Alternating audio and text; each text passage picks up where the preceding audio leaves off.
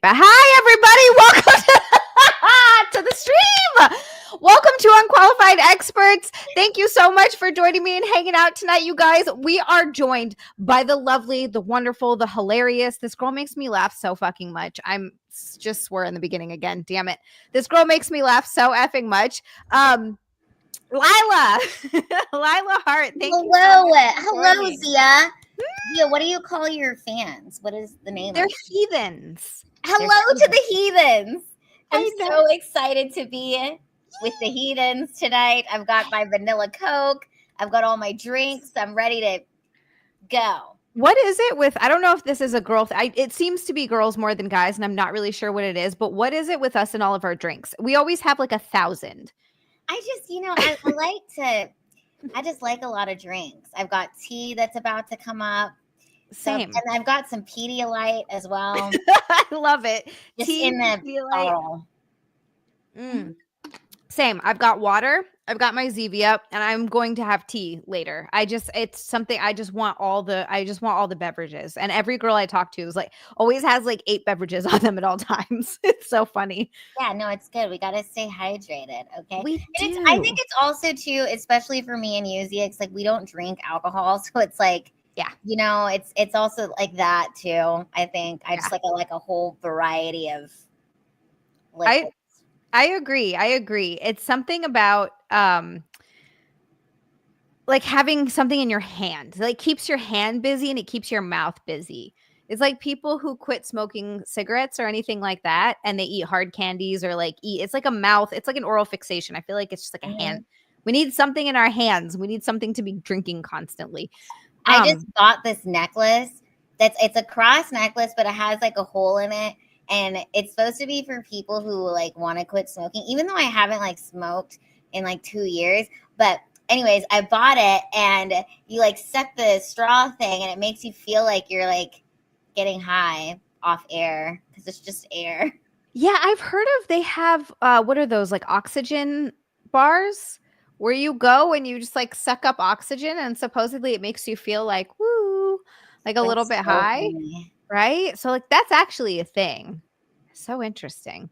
Oh my God. Hello, lovely heathens, by the way. Welcome to the stream. Thank you guys so much for hanging out with us. We also have the beautiful Courtney in chat. Oh my goodness.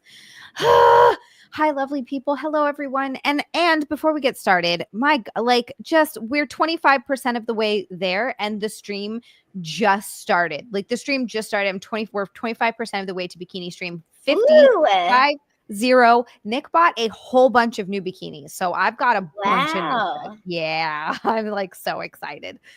Oh yeah, this has to go behind me. Yes. Because there's like 8 of them and they're so cute. So we're gonna do all the ones. How many bikinis do you own, Zia? God, probably close to 30 or maybe 40 at this point. Like so many. I mean, it's not super different from my whole life because, you grew up in Hawaii, right? Yeah, you grow up at the beach and it's just it's pretty normal for all girls to have a bunch of bikinis in their car just at all times. No, and oh my God, I'm a summer girl too. I cannot stand the cold. The cold is the worst. I feel like I have to hibernate. I'm like a bear. So it's like when it's cold, I'm just in bed. I can't stand it. Yeah, when it's like summertime, I'm loving life. I'm up, I'm about, I'm just doing things. It's so much, I'm just like you. I'd rather live in a swimsuit and be at the beach. Mm-hmm. So let's get that money in there so Zia can be in her swimsuit, y'all. Yes, thank you. We got started off with the lovely backhand. Every stream backhand does this. He said, "Hi, Zia. Hi, Lila. Love and hugs." We get love and hugs from backhand every single stream. And then from Mr. Franklin, and this is my favorite part. So Frank and backhand have a little thing going where backhand's from Australia. So his gets he has an exchange rate, and so it's a golden shower boy, but with the exchange rate in American dollars, it's 631. And Franklin does the math to figure out what the exchange rate is, and then before the stream starts, we don't even know. Donates the different to like make it an even number. So today it's 43.69. Ooh. I'm sorry, I'm a child. Franklin, thank you so much, Franklin. He says you make me harder than the math required to even your tips. Ha, tips. That's so funny. Well, thank you, Backhand. You're the best. And to answer your question, my husband's X account has been recovered. Oh, So you got he it. has it. Thank God. Thank you to everybody that shared and tweeted and liked and commented.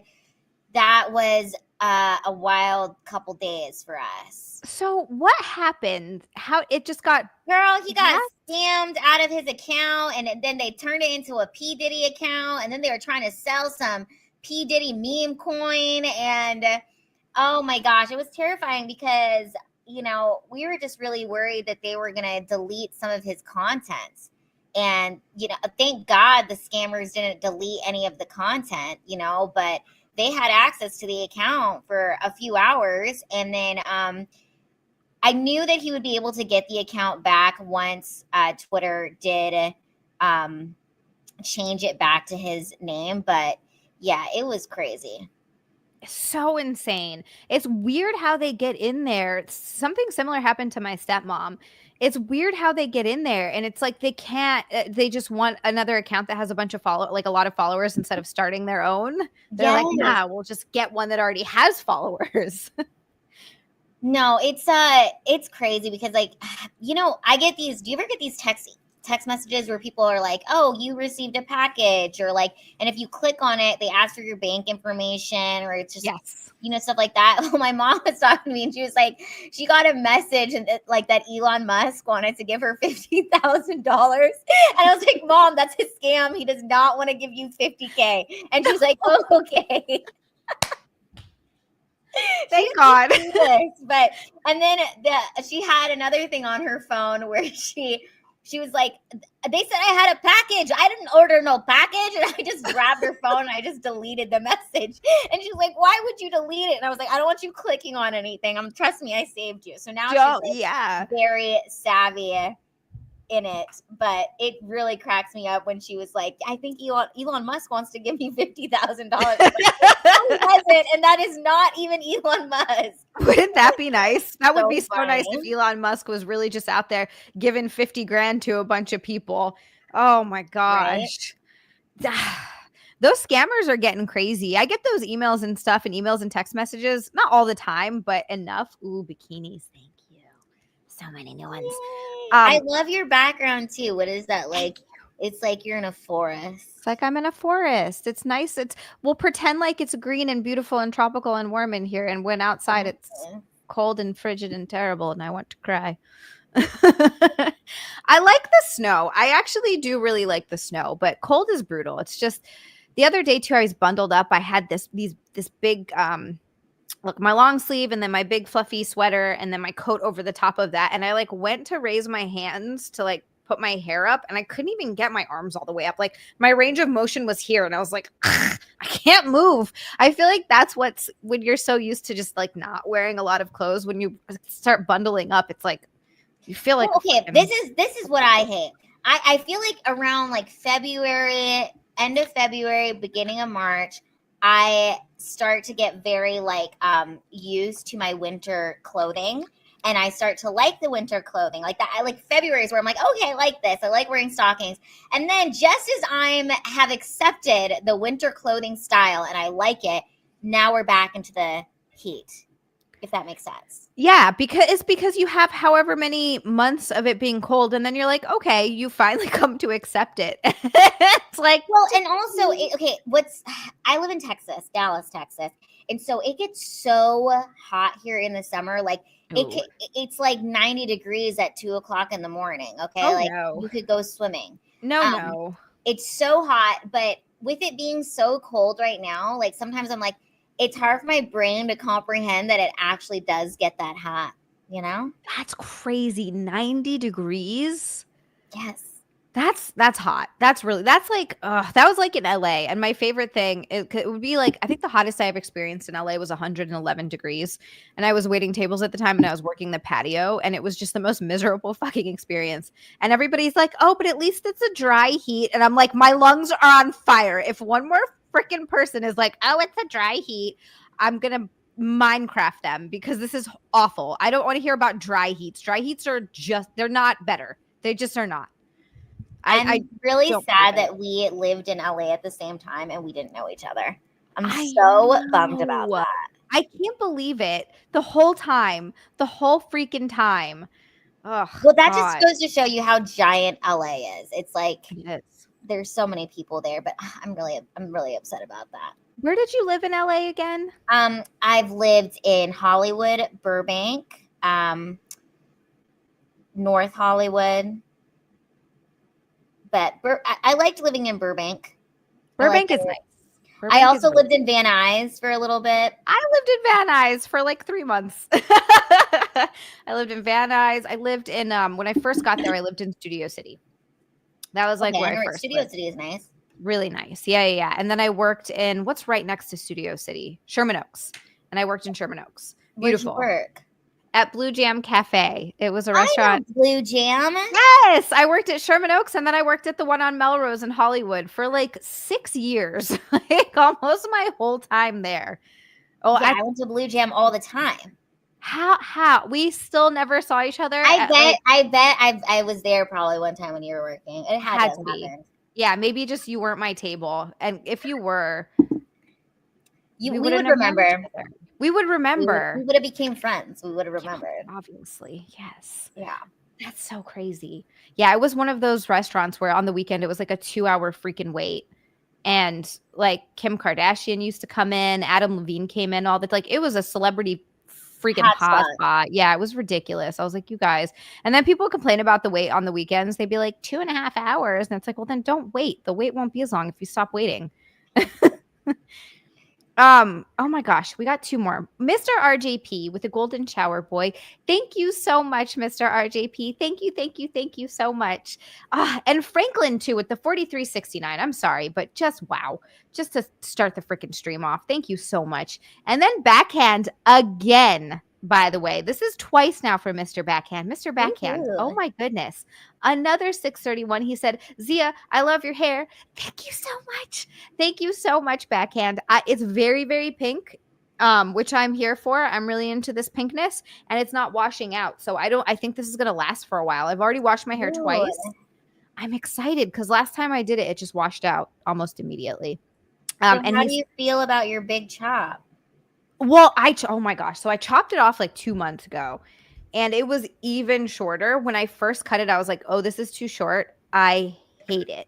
Like for the first little bit, I hated it. After about a week or 2, I was like, okay, I started to get used to it. And then I was like, okay, no, this is actually not bad. It's really cute.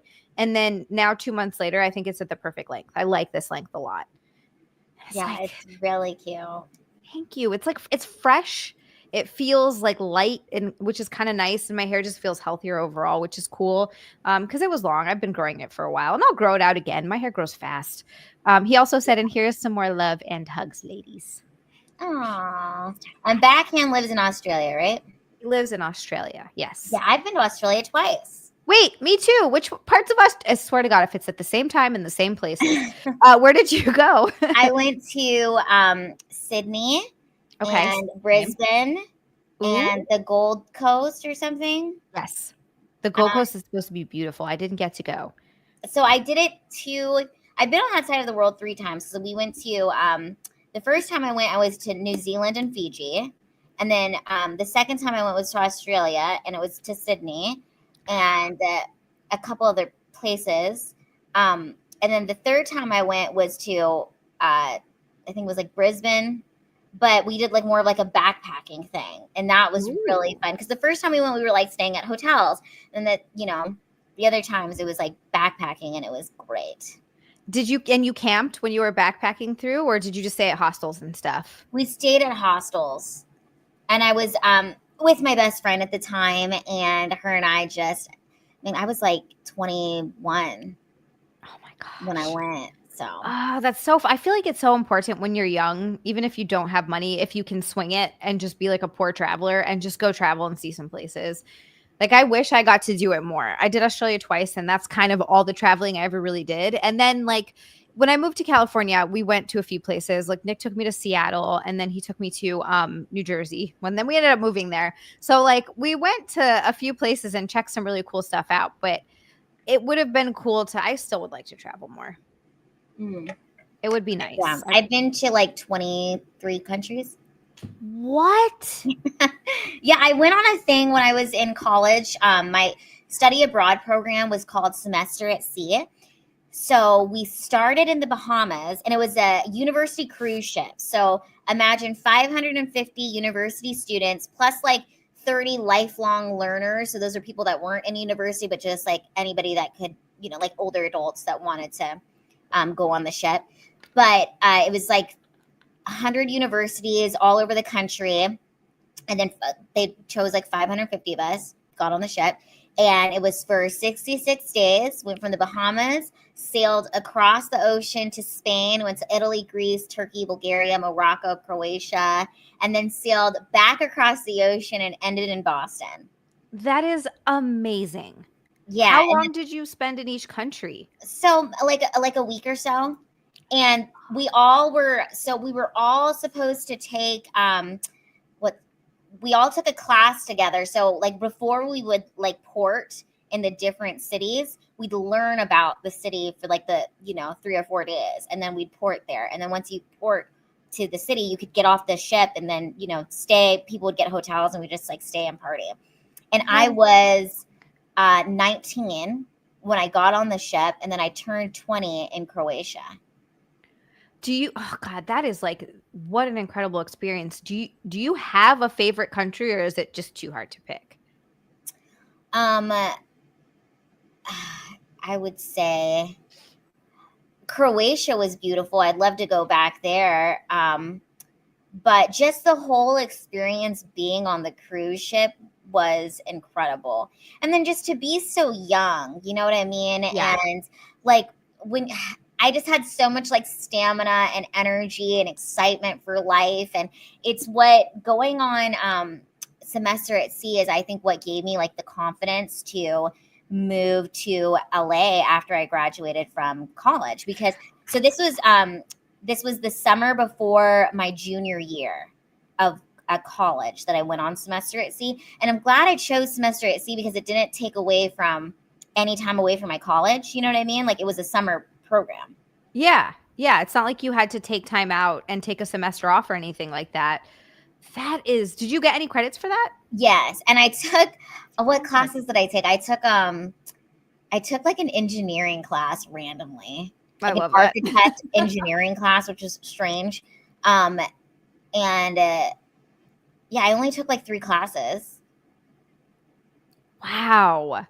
Dude, seriously, that is the coolest thing. I didn't even know they offered anything like that. I did not know that was a thing. What a perfect way to see the world. It was really awesome because, again, like I met people from other universities, and I also was just exposed to just different, I guess, like, the different countries. I remember, we were in Jeremiah, the guy who sings Birthday Sex. Yeah, I think, Jamiroquai. Jeremiah. No, Jeremiah. I'm thinking of a different one. So maybe I don't know it. You would know the song. You would know his I heard it, yeah. Well, like he was performing, I think in like Italy or Greece or something. And like we went to go see him. And then I snuck backstage. I told them that I was a reporter from like the Hollywood Reporter or something. And here's what's crazy. So when I was in Europe for the first time at 19, people always it was like the first time in my life where people weren't like making me feel weird for being short. Like people thought that I was like a celebrity from the States. So they'd be like, "Are you famous?" And I'd be like, "Yeah, you don't recognize me?" And they're like, "No, who are you?" And I'd be like, "Oh, I'm on vacation. Like, I'm not trying to have the paparazzi called here right now." So I would play that up. And I remember on the Semester at Sea ship, there was a group of kids who were like very wealthy. Okay. Like they were loaded. So every time we would port and everybody would go to like different clubs, these kids would end up like getting like a table, or there'd be like a VIP of the VIP section, right? And I would always end up in the VIP section. They'd be like, Lila, how did you get in here? And I'd be like, oh, the bouncer thought I was famous. So I never had to pay. I would just like maneuver. And that's what kind of taught me that's where I had the initial idea of like, I should move to LA. That's amazing. That is so funny. I love that so much. They're like, who are you? Are you famous? It's like, yeah, why not? Why not play into that and get stuff? And the cool thing too, like back at that age, I also drank, but the drinking age over there is 18, right? Yes. So you like really get to party it up, which is something you don't get to experience in the States, because for some reason in the States, it's okay to go to war at 18, but God forbid, and smoke cigarettes, but for some reason you can't drink. Zia, that was where like I like learned how to get people to buy me drinks too, and like the power of that. I remember one night, this was in Croatia, I got 33 drinks bought, but they weren't obviously all for me. Like I would just go stand by the bar and get a drink bought, and then I would just give it to my friends. But I was like, oh, how many drinks can I get bought all night long? Yeah, 33. That was the amount that I got. That is so impressive. Holy crap. That's actually, yeah. Wow, that's amazing. Did you do stuff like that in LA? Like get people to buy you drinks? Yeah, but especially when I was drinking, I'm like, that was like the easiest thing to do, Like my thing, I would just stand by the bar and then wait for someone to approach me, and they'd be like, how are you doing? And I'd be like, I'm okay. I'm just a little thirsty. Just say that. And they're like, oh, okay, I'll buy you a drink. I'm like, that's so nice. Thank you. Wow, that's hilarious. So, but yeah, I really think that the 66 days on the University cruise ship, it changed my life. Like I met my best friend Evie on the cruise ship.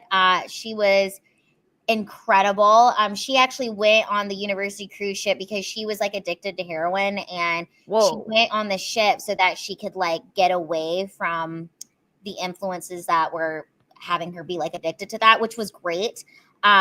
Unfortunately, she ended up relapsing and she passed away like 3 years later, which sucks. So sorry. But she was an amazing person. I met a lot of really cool people. That's what's so cool about stuff like that, is the people that you would never otherwise get to meet, spending time in other countries with other cultures, which I think is so cool and so important for kids, because, you grow up in one area and you think that's all there is, but just the world is so different. It's so diverse. There's so much. You get to experience that. And then, all the like really, really cool people that you meet along the way. And even though she passed away, now she lives on because you have these beautiful memories of her. Yes, that absolutely. I think that's really nice. Yeah. I mean, okay, it's so funny on the cruise ship. Like before we left, they made an announcement over the speakers that like we will be doing random drug testing. So if you even think about doing drugs, like we weren't supposed to be like smoking weed or taking pills or doing any of that, because they were going to do random drug testing. And about like 2 weeks before my trip, like I'd smoked pot. So I went down to the office and I was like, well, you guys should just drug test me now. Like, I want to be honest that I did smoke like 2 weeks ago. So they drug tested me and it came out negative. Whoa. So I didn't have any in my system. But every time that this has happened to me 2 other times where like they make like an announcement and then like I volunteer myself because I get so paranoid, and then it always comes out fucking negative. Like when I was a coxswain on the women's rowing team, my sophomore year of college, they made that announcement. They're like, if you are doing drugs, like you'll be kicked off this team. So you better confess now. And I was like, I smoked like 2 weeks ago. And then they drug tested me. And of course it was negative. See, I swear to God, I don't think I've ever even been drug tested. I'm really trying to think of it. I've given my clean pee to people before, but I don't think I've ever. Yeah, I used to get, my friend would she used to, I'm not gonna like say names or anything, but she smoked weed. She didn't do hard drugs or heavy drugs. She just smoked weed. And like in Hawaii, that's so everywhere, really. That's such a like, oh my God, who cares? You smoke weed. But she would get drug tested for like every job that she went to get. And I used to give her my pee.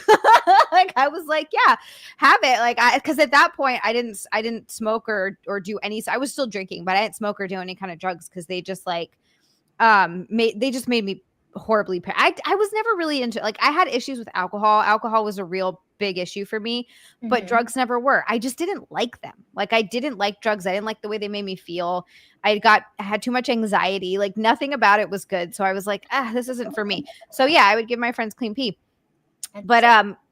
I swear to God, they scared the crap out of us in school and all these other places where they're like, if you smoke weed, it'll be in your system for months. And they act like it's this crazy thing. And I swear to God, it's not true, because the amount of people have been like, oh no, I smoked last week, or I smoked 2 weeks ago, and then test clean. It's like, I feel like they're full of crap. They I must be, because I'm telling you that both times I turned myself in, nothing was in my system. and you're just like, just kidding. I actually didn't smoke 2 weeks ago. Shh. Yeah, I'm like, why did I freaking do that? And then the first time I ever got breathalyzed too, it was because oh my God. Okay, so I was like 17. I was at this party. It was a Halloween party, and it got busted by the cops. There's probably about like 30 of us there. And the police officers were like, if you've been drinking, get on one side of the wall. If you haven't been drinking, get on this wall. I was the only person to get on the non-drinking wall, because I was like, I haven't been drinking. I was drinking an Arizona tea. At this time of my life, I had not touched alcohol. And so the cops wanted to make they wanted to like make a lesson out of me or something. They're like, okay, well, we don't believe you. I remember the cop was like, so you mean to tell me everybody at this party has been drinking, but you haven't been? And I was like, no, like I seriously, I don't drink. And so he breathalyzed me in front of everybody. And of course you passed. And Yeah, so that I had did. to make him look egg on his face, officer.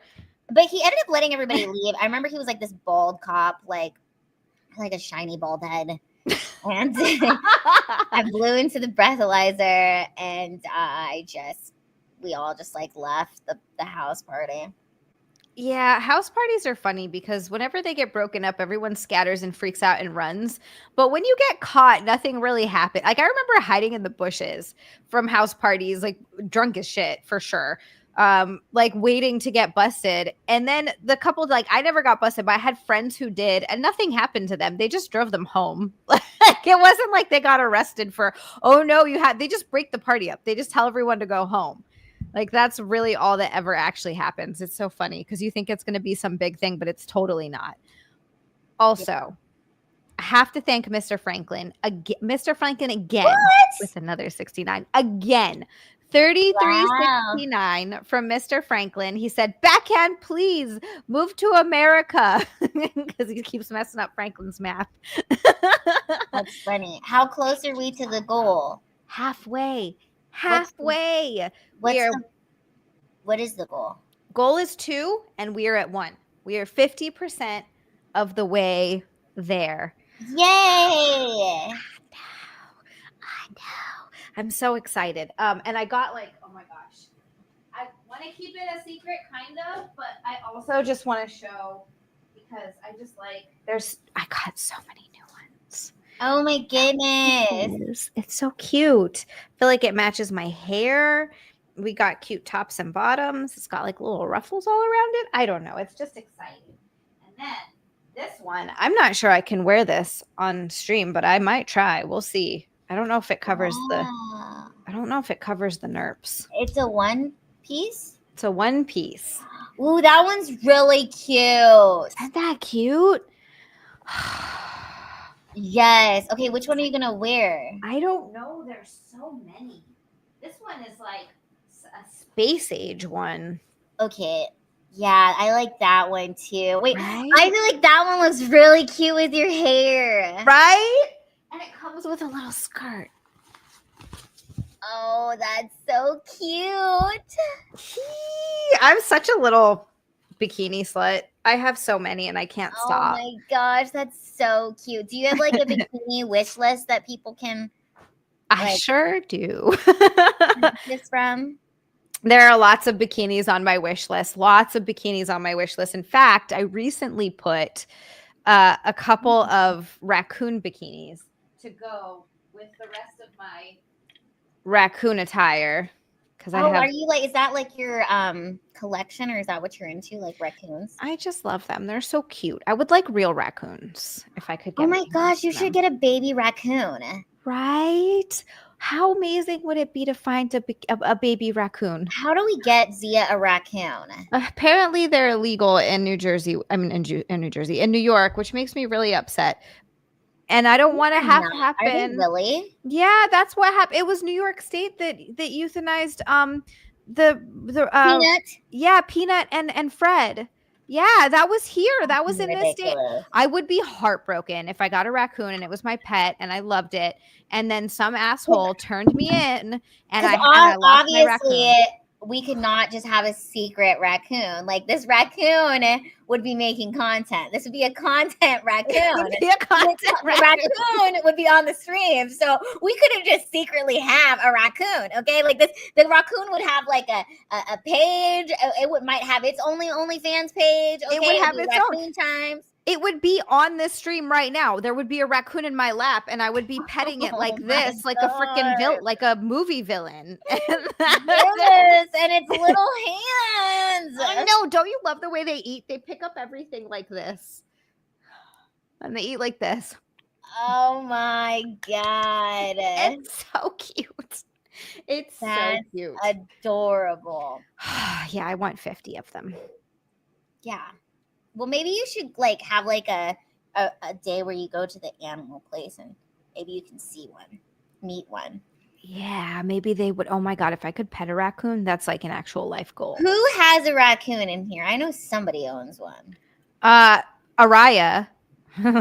She knows a raccoon breeder and she's gonna get one. Yes. I know. I know. So you have a raccoon bikini or something?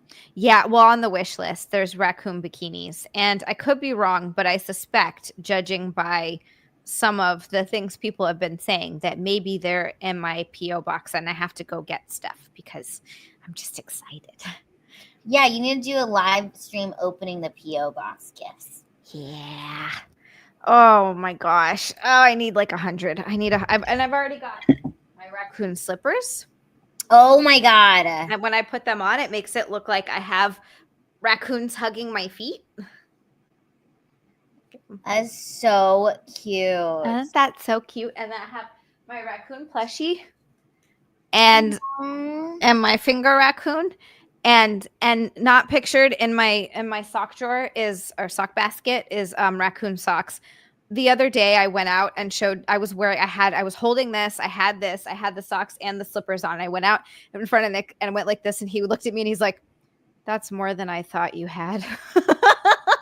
That's so funny. Oh, amazing. I did a report on raccoons in the 4th grade. That was like my report. Do you remember? Like, yeah, it was like all about raccoons. It was like raccoon facts. I drew a raccoon. And like it was just all about raccoons. Do you remember any cool raccoon facts from the report? Nope. I don't remember shit from 4th grade. The raccoon as the creature. I just think they're really cute little creatures. Yes. Lila, do you want to do some unqualified experting? Sure, let's do it. Let's get into it. Let's give some answer these questions. By the way, you guys, thank you so much for getting me halfway there already. Thank you so much. You guys are just absolutely amazing. And hello to everyone. I see everyone coming into chat, and hi, and I love all of you.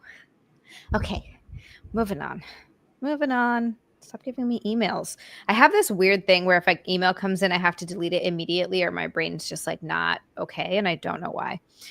Okay. So this guy said, I went on a date with this girl and it went incredibly well. Almost immediately afterwards, she invites me to a party and I agree to go. I arrive at 9, which we agree on, and she doesn't arrive until 2 hours later. Then she practically ignores me the entire time. If I try to engage in conversation, she doesn't have any input.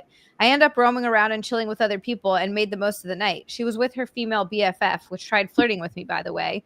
Was that some kind of immature shit test? What should I do? Oh, move on. That's ridiculous. That's so lame.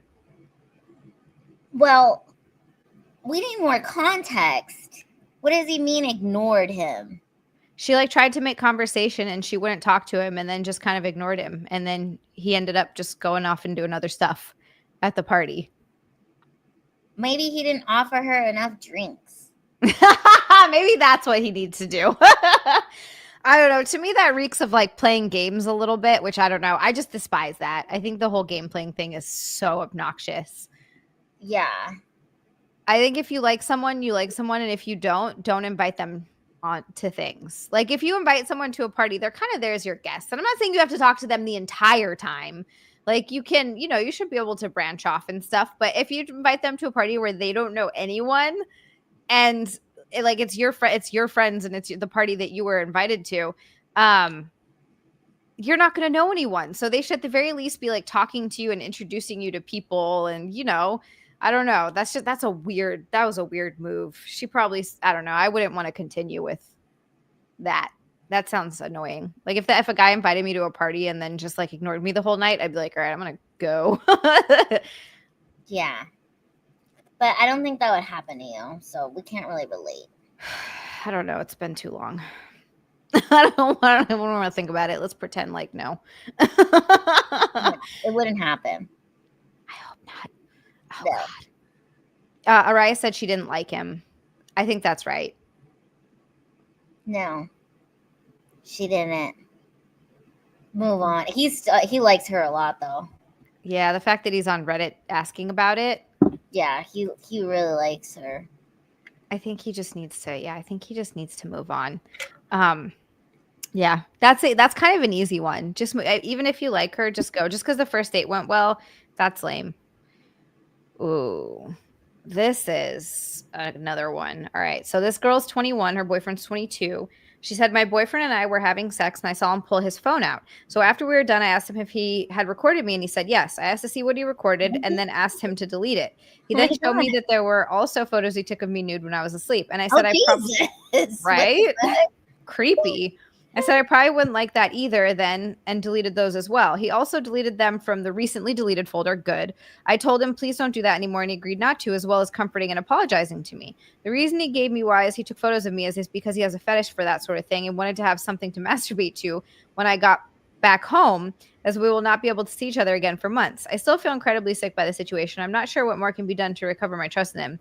The fact that he took those photos of me while I was sleeping and didn't seem to plan on telling me about them, as the photos were from days before, really freaks me out. But he was so understanding and apologetic, deleting them without hesitation when he saw I was so upset. So I'm not sure if this is a huge red flag based on that. Yeah, he deleted them without hesitation because he's already got copies of them sent to his email. Like, they're not gone. He probably sent them to the boys in the group chat. Oh, I didn't even think about that. Oh my God, you're right. He probably did. Which, and here's the creepiest part about it too. It's like he could have just asked her for sexy pictures and she probably would have sent them to him. Yes. He could have just asked her, hey, like, I want to film, like, can we like make a little sexy video? And she probably would have been like, oh, okay, let's do it. But like the fact that she just happened to catch him whipping out his phone is so creepy. this is another one where we have to be like, hey, consent is super important. And like, also because of like just how society is now, it's like, how long has she been dating this dude? Does she really even know this dude? How do we know he ain't trying to like sell these pictures or doing some weirdo stuff with him? Yeah, and like you said, he probably put it in the chat for the boys, which is just ugh. Yeah. I what was it? Destiny? Did you see that? Destiny apparently was doing that. Like he secretly recorded some girl that he was sleeping with without telling her and then showed people, which is breaking all kinds of laws. And then apparently he was basically saying, like, if I have to get put on a sex offender registry, then I'm taking everybody down with me. And it just kind of again, there's a group chat. Yeah, exactly. Of sharing stuff that should not.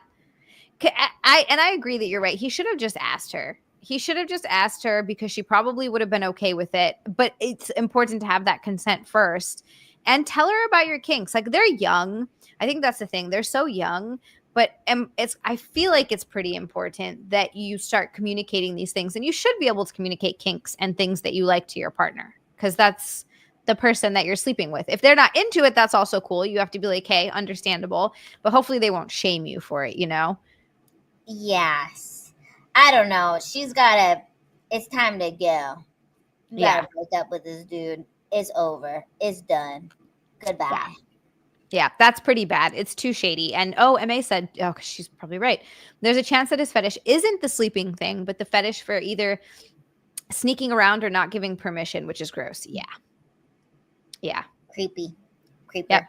Very creepy. RJP, I agree. But if it's what MA said, then yeah, that wouldn't happen. Golly, I can only imagine what dating is like. I don't want to. Really glad I don't have to do that. So my girlfriend and I were having sex and she broke wind loudly at the vital moment. It went on for about 10 seconds. Because of that, I laughed afterwards, which I now regret, thinking she'd see the funny side too, but she's really mortified and I can tell it might give her trouble relaxing in the future. How do I fix this situation? Never bring it up again. How dare you write about this on Reddit? You should have taken this to the grave. Why did you tell anyone about this? Oh my God. That's so funny. Yeah, he really should never bring it up again. Just literally never. If she brings it up, then like console or like try to make her feel better about it. Be like, yeah, look, I don't care. It's just funny. This is like not a big deal. I don't like look at you any less. But I definitely wouldn't bring it up unless she does. Why did you laugh? Frank said you fart next time you come. Even Steven. I don't know. Look, I've been with Nick for like almost 11 years. I would laugh my ass off. And so would he. But like, that's because, I don't know. Maybe that's because we've been together for so long. I'm trying to think back to when we first started dating. If I would. Yeah, that's like, okay, you know what that it's is? Hard, right? That is, they've only been together like a couple months. If you've been together like 5+ years, I don't give a fuck if I shit on you. Okay? I don't give a fuck. You know what I'm saying? It's like, that's a different, like, she's mortified because it's so new. Yeah. If they were together 11 years, she's not mortified. She's not. She doesn't care. No. It is. But here's the thing. I feel like it is funny. And I just don't think any guys really would care that much. They would just laugh. And like that. I understand why she's mortified. Like, I get it. But it's still. She's only so young. Yeah, she's only mortified because the relationship is so new. Yeah. And she thinks that he's going to like break up with her over this. Yeah, absolutely. And because look, I get it. There's some things that just sort of give an ick in a relationship and then completely ruin it and you can't ever go back. But you just don't know what that thing is going to be for everyone. I remember one time I was watching a movie. I think me and Eric had only been dating like maybe a year. I was watching this movie, okay? I was on his bed. I think he was in the living room. I was watching this movie. And then I started laughing so hard. It was so funny. I got off of his bed. I could not make it to the bathroom. I was just pissing on the hardwood floor. And like he came in while I was like pissing on the floor. And like I started laughing even harder because he watched me do this. He's like, the bathroom's right there. I'm like, I couldn't make it. And then it was just like so funny. That's amazing. And then he cleaned it up.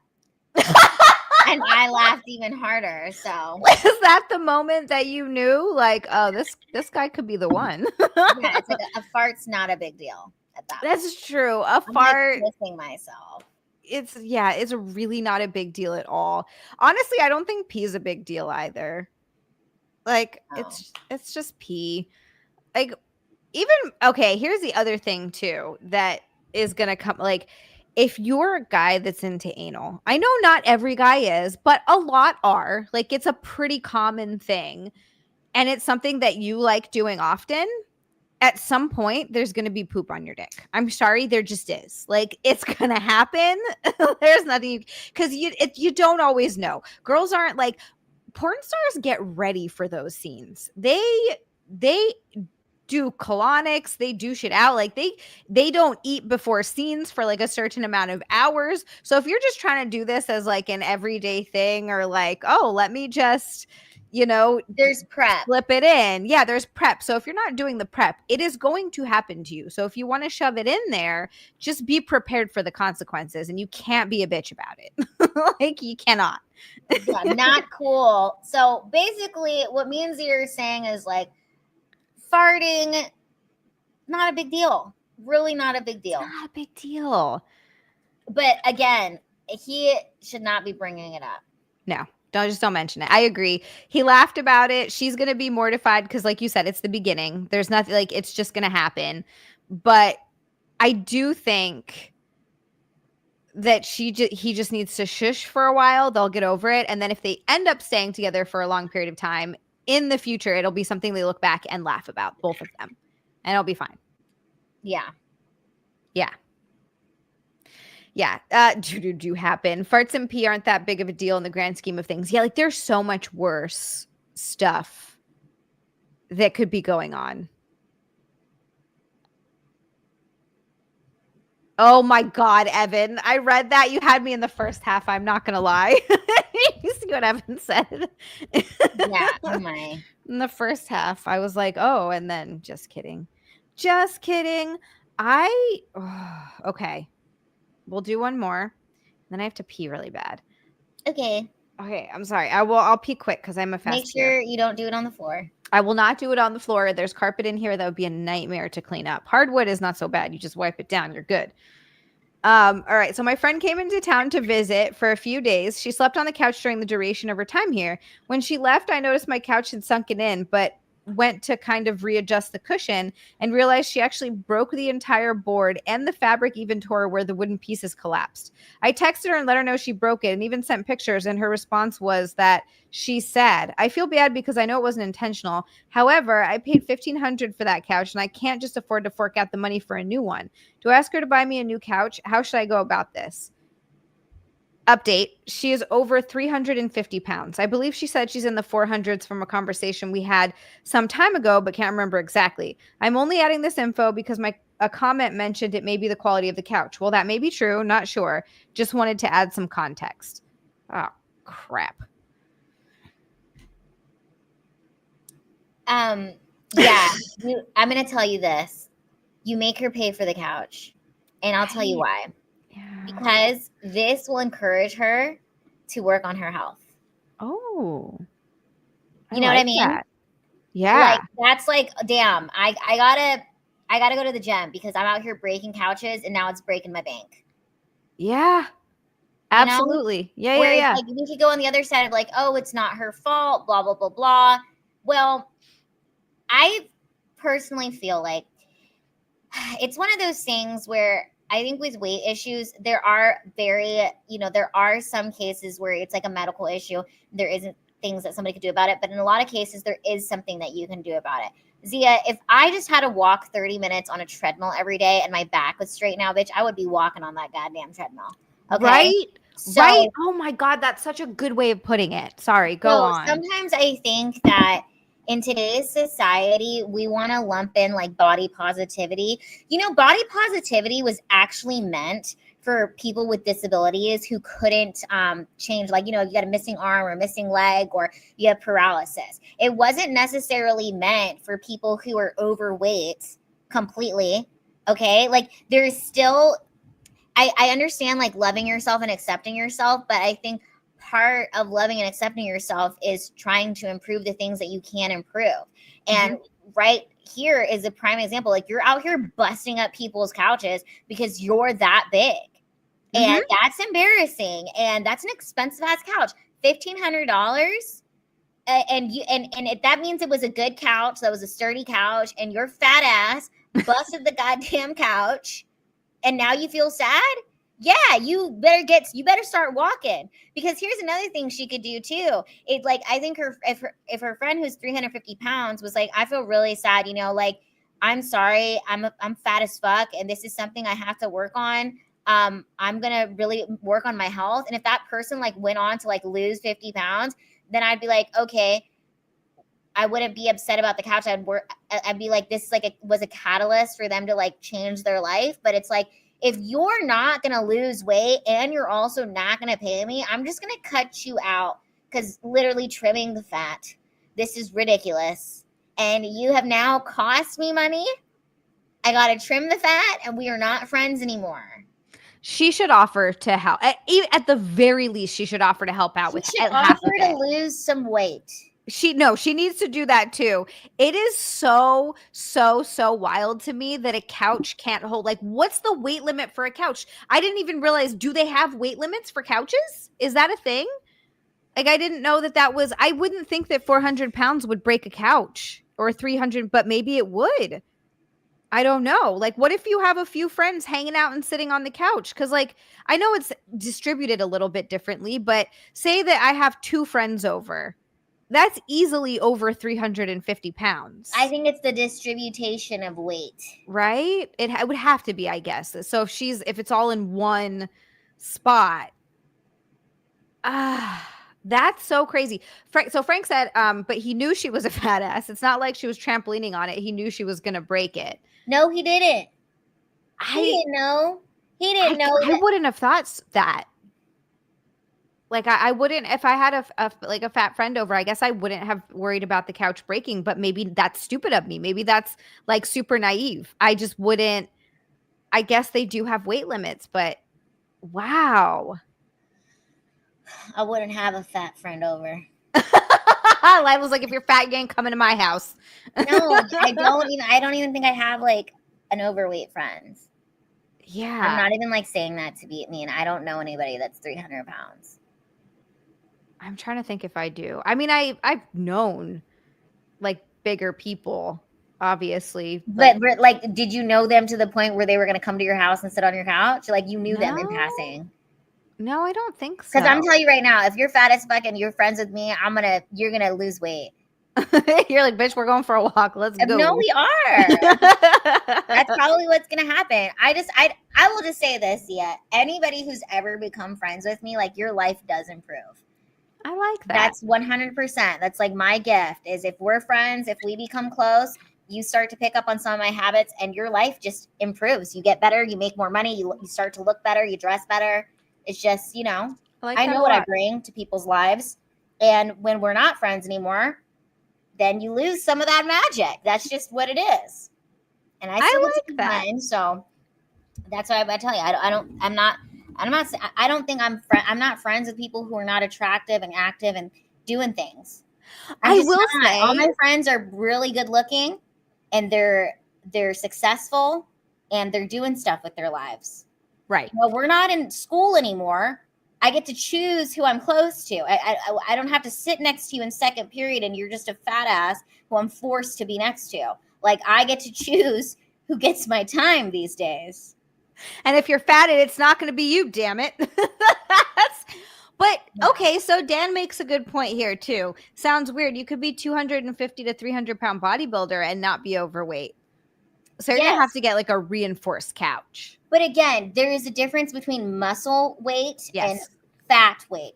If you're 350 pounds, but it's all muscle, then you're putting in work at the gym. You're healthy. You're taking care of yourself. You're probably like 6'5". You're like a massive giant monster, but it works for you and it looks good. But we're talking flubber. We're talking walrus. We're talking straight up walrus body. I can't. I guess I really don't know any like massively overweight people, but now it's always going to be in my head.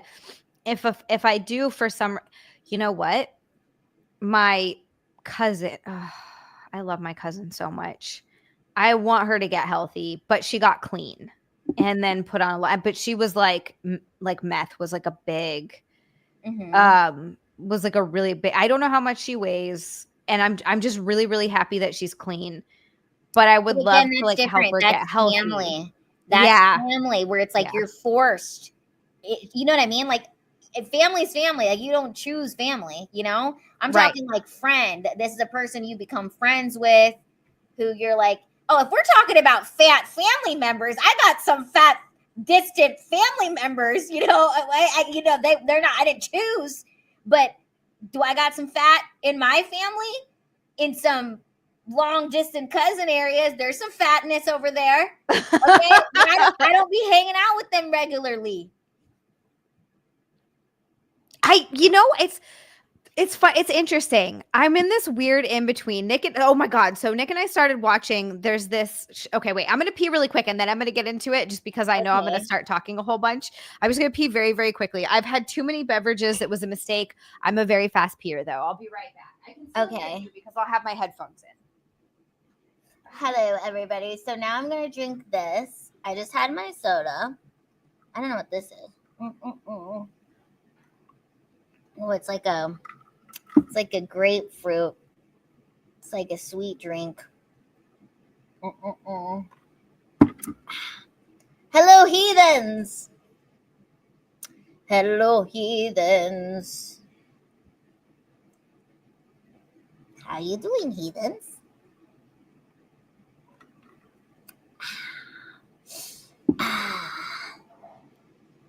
Hello, everybody. Okay. Thank you. Thank you so much. I was Thank you quick. for holding down the fort. Oh my gosh, yeah, I'm a very fast peer, but I had to get that out. Oh my goodness. Yes. It's so funny. It's like this weird cross between someone who cannot stand even gaining a few pounds. Like, I hate gaining weight. I don't like I'm still probably about 5 pounds, 4 pounds away from my goal weight. And like, that's enough to annoy me to no end. Like, I was looking at some old gifs from like this time-ish or before this time-ish last year. And I was like, oh my God, I was so in shape. And not that I'm like hideously fat now, but it's enough that I notice and it pisses me off. So I've got this weird in between of where I love food. Inside of me, there's a fat girl. But I don't let her eat. And I like do everything in moderation. Like, I like to eat stuff and enjoy it, but not so much that it like negatively affects my life. We have a Mint in the chat. Mint is here. She said, amazing hair, both of you. Hi, Hello, Mint. Lovely, lovely Mint. Oh, and also, Miss MA, thank you so much. We got a orange boy from Miss MA, and it says I don't know if that was on purpose or anyway, it doesn't matter. Thank you so much. Thank you so much for the gold. I'm sorry, the orange boy. The orange boy. So we're at 120. We are 80 away from bikini. And by the way, if we do hit bikini tonight, that is 192 bikini streams in a row, which is just 8 away from 200, which is when I'm going to do an 8-hour stream, and it's going to be so much fun. Also, Araya, thank you so much. I'm working on it. I'm working on my muscles. I'm like, I want to get kind of buff, like not too buff, but like a little bit buff. But anyway, so it was supposed to say, I love Xia and Lila. Okay, yay. Oh, I like that so much. Thank you. Thank you so much. Backhand, you're the best. Backhand says, you mean when we hit bikini. MA, and we love you. Yes. Yeah, Techno. I want to be like toned, like toned. Yeah. I know. I feel the same way too. Like, I was working out and then I felt like my arms were like getting really big. So I don't know. You want it to be toned, but it's also But feminine. I get it. Yeah. Like, so RJP, you're amazing for saying that. It's like I watch my stomach. Like, I look at my stomach now and I look at my stomach from a year ago and I'm like, no, I'm not happy. And in some ways I think it's good because it keeps me from, like, I know I'll be the type of person that never gets fat.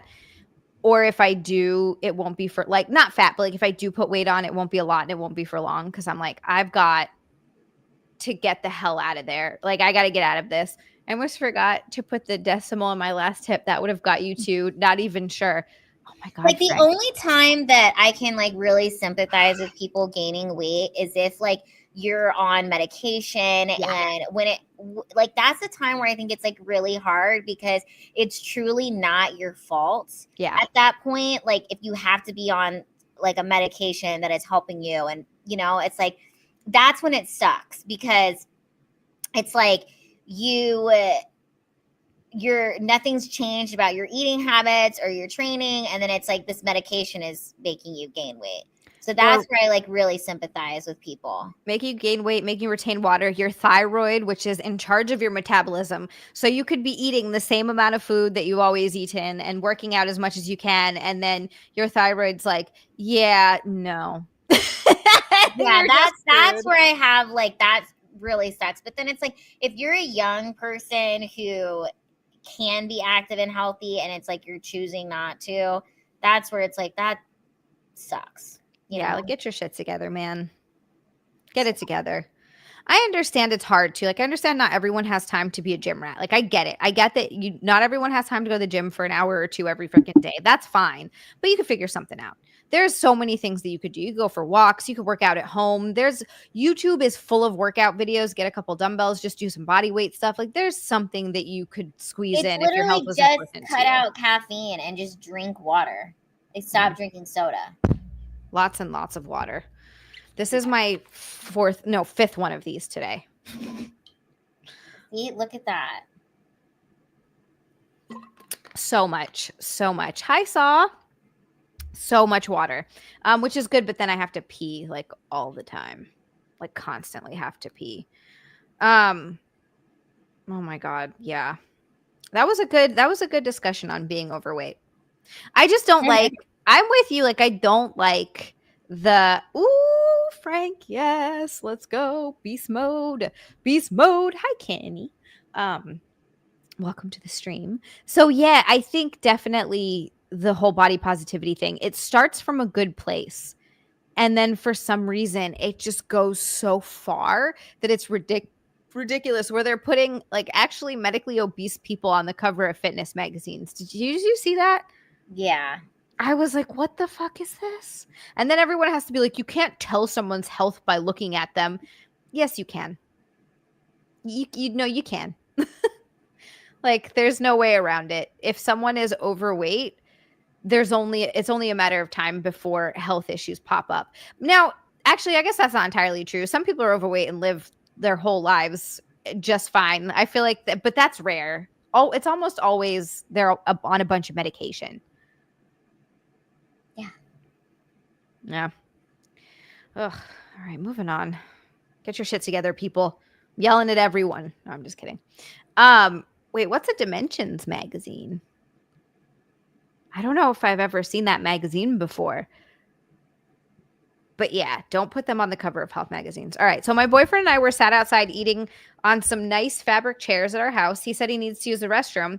As he got up, I saw the back of his pants and the seat. It looks like he accidentally trusted a fart too much. I think I was in shock and I started laughing. And then I told him, hey, the back of your pants is, and he went, really? I don't feel anything, and ran to the bathroom. I am currently writing this knowing he's probably so embarrassed, so I don't want to bug him, but I don't know how to support him because I don't want him to feel even worse. Please help. This is similar to the fart one. Yeah. Just laugh about it. Like, this is not a big deal. This happens. I swear to God, every single guy that I know has like don't trust a fart story or like a shitting their pants story. Every single one. When I was a kid, this was oh my God, I still laugh about this. I don't know if he would care if I told this story on stream, but I've told it a bunch. My dad used to be a waiter. He used to wait tables when I was really little. This was my mom was still alive. So I was like 4, 5 at the oldest. But I remember we were driving down and we lived on a dirt road in Hawaii. Like this was kind of out in the boonies. But we were driving down the dirt road and he trusted a fart a little bit too much. And I should mention that his work uniform, his waiter uniform, was white pants. Oh my God. He was not wearing underwear. And he sharted in his white pants on the way to work. We had to turn around so he could go home and change. And I still laugh so hard about it. I love it. This is so funny.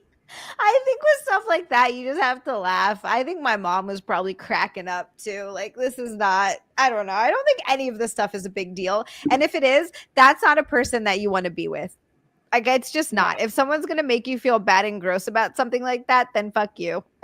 Like, you know, I don't want to be with you or be around you if you're going to be an idiot about a fart or a poop. I think you just need to giggle about it and tell him that it doesn't matter and that you just thought it was funny.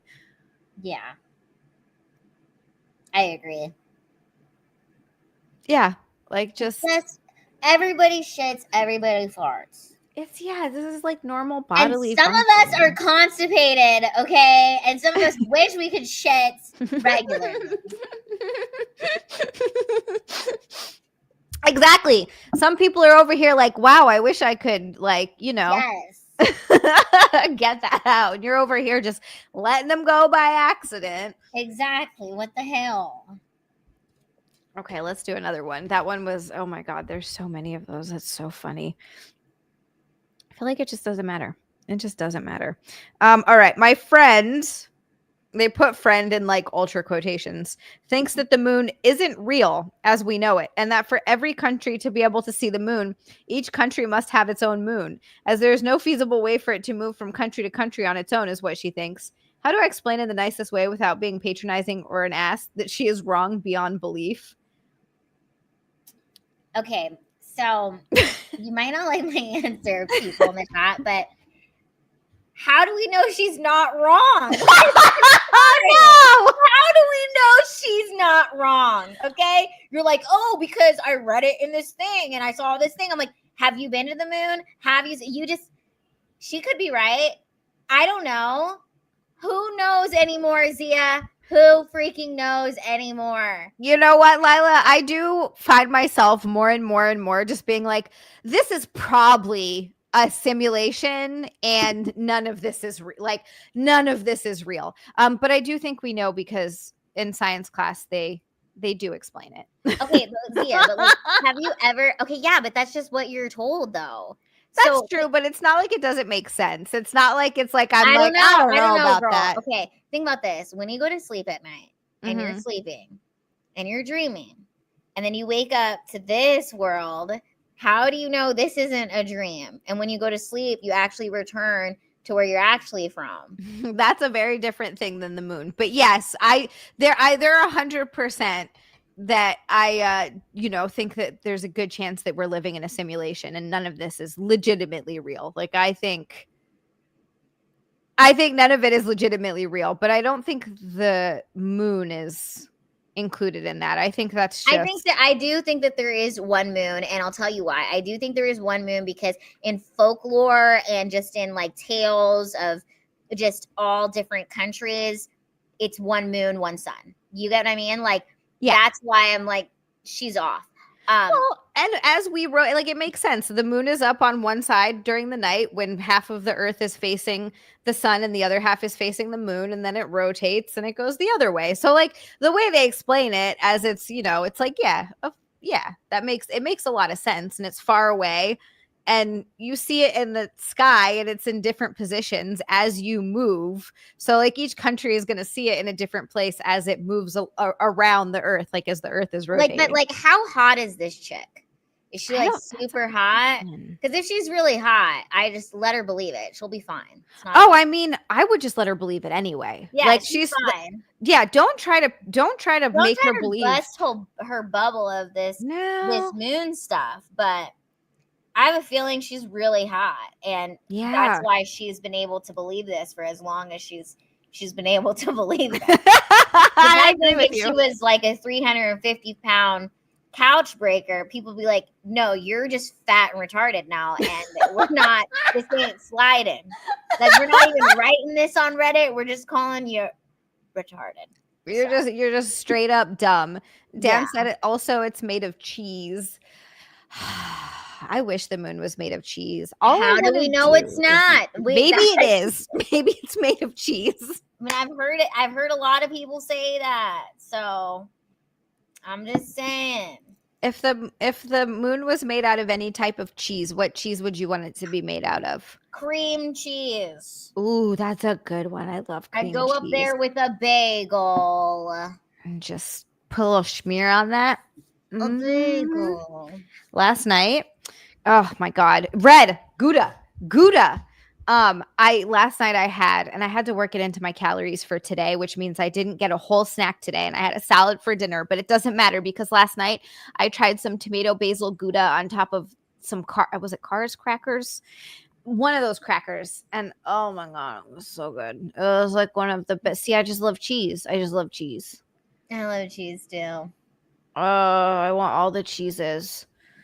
I'm a cheese connoisseur. I've been dieting, and now all I can think about is cheese. You're on a diet?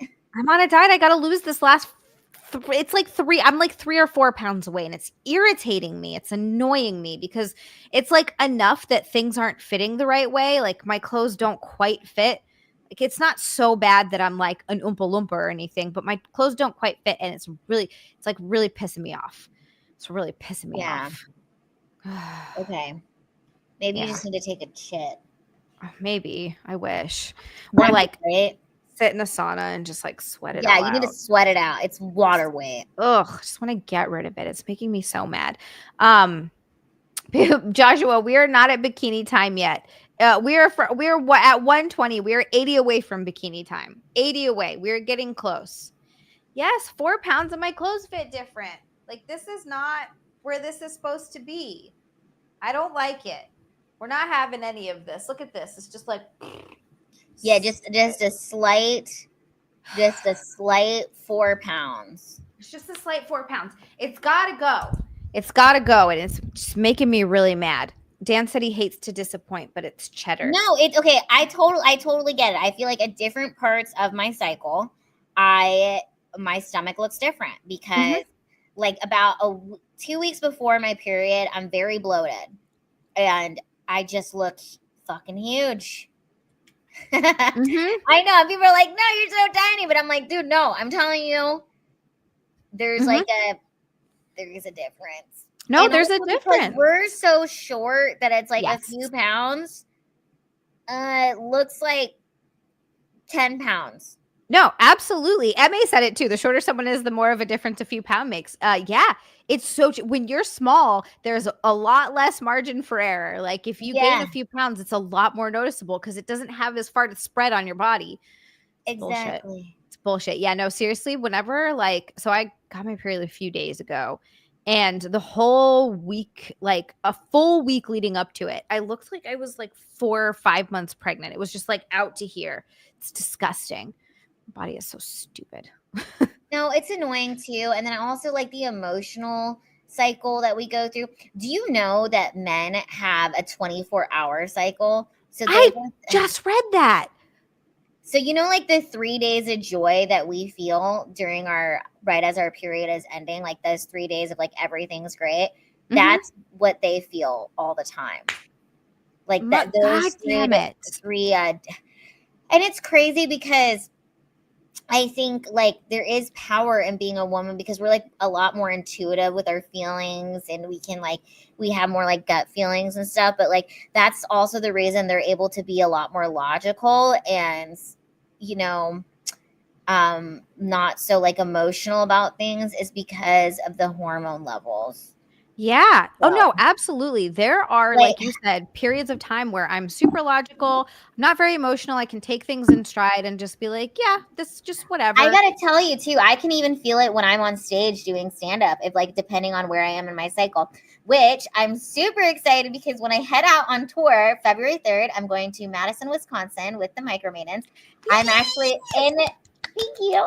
I'm in like the good part of my cycle, which will be fantastic because we've been on like a 2-month hiatus, like little vacation break. And then we start our 2025 tour dates, which is going to be so much fun. Oh my God. Okay. Let's talk about that for a minute. Let's take a break from Unqualified Experting. Tell us about the Micromaidens tour. What is it? Where have you guys been going? What's your part in it? Because like I was stalking you for a little while being like, oh my God.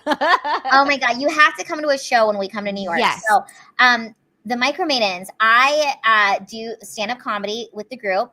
I'm actually the second tallest one in the group. There's like, I think there's 7 of us. And I'm 4'6" for anybody that's new here. Are you new here? So I'm 4'6", and the rest of the girls are dancers. But we have the world's smallest stripper with us, Sassy Cassie, who's 2'10". And then we have the world's smallest sideshow performer, which is Firefly, and she's 3 foot tall. Then we have Kai, who's from the Philippines, and I think she's 4'5" or 4'4". And then we have Bridget the midget. I think she's also 4'5". No, she's 4 foot. Let me see.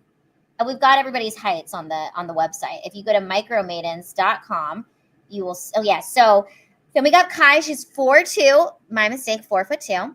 Then we've got Tiny, who is 4'5", and then Sadie, who's 4'5", and then Bridget the midget, 4 foot, and then of course Summer, who is 4'12". So yes, don't question it. It's 4'12". Okay. Okay. She's not 5 feet tall. She's 4'12". I got it. Yes. Okay. But the rest of the girls, they're all feature dancers. So they've worked at strip clubs all over the country and have feature danced. And the difference between like a regular stripper and like a feature stripper is like a feature will actually like travel the country, and people will come out just to see her. And all the girls on the tour, they're so unique and different, being as tiny as they are. They've done a lot of feature work. So Micro Maidens is all of them together. And I joined the team or the group last April. That was the first show I did with them, was in San Antonio, Texas. And I came out and I did stand-up comedy, and they just loved it so much and thought it would be a great addition to what they already had going on, which was very successful. About 200 to 600 people will come out to all of these shows that are done, and it's run by Dallas and Summer. So Dallas, he actually used to run a male review, which he was a male stripper for 12 years and would travel the country with his male review and dance. And then now he is the one who put together the Micro Maidens. So it has been such an amazing opportunity for me, especially with my stand-up, to be able to perform all over the country.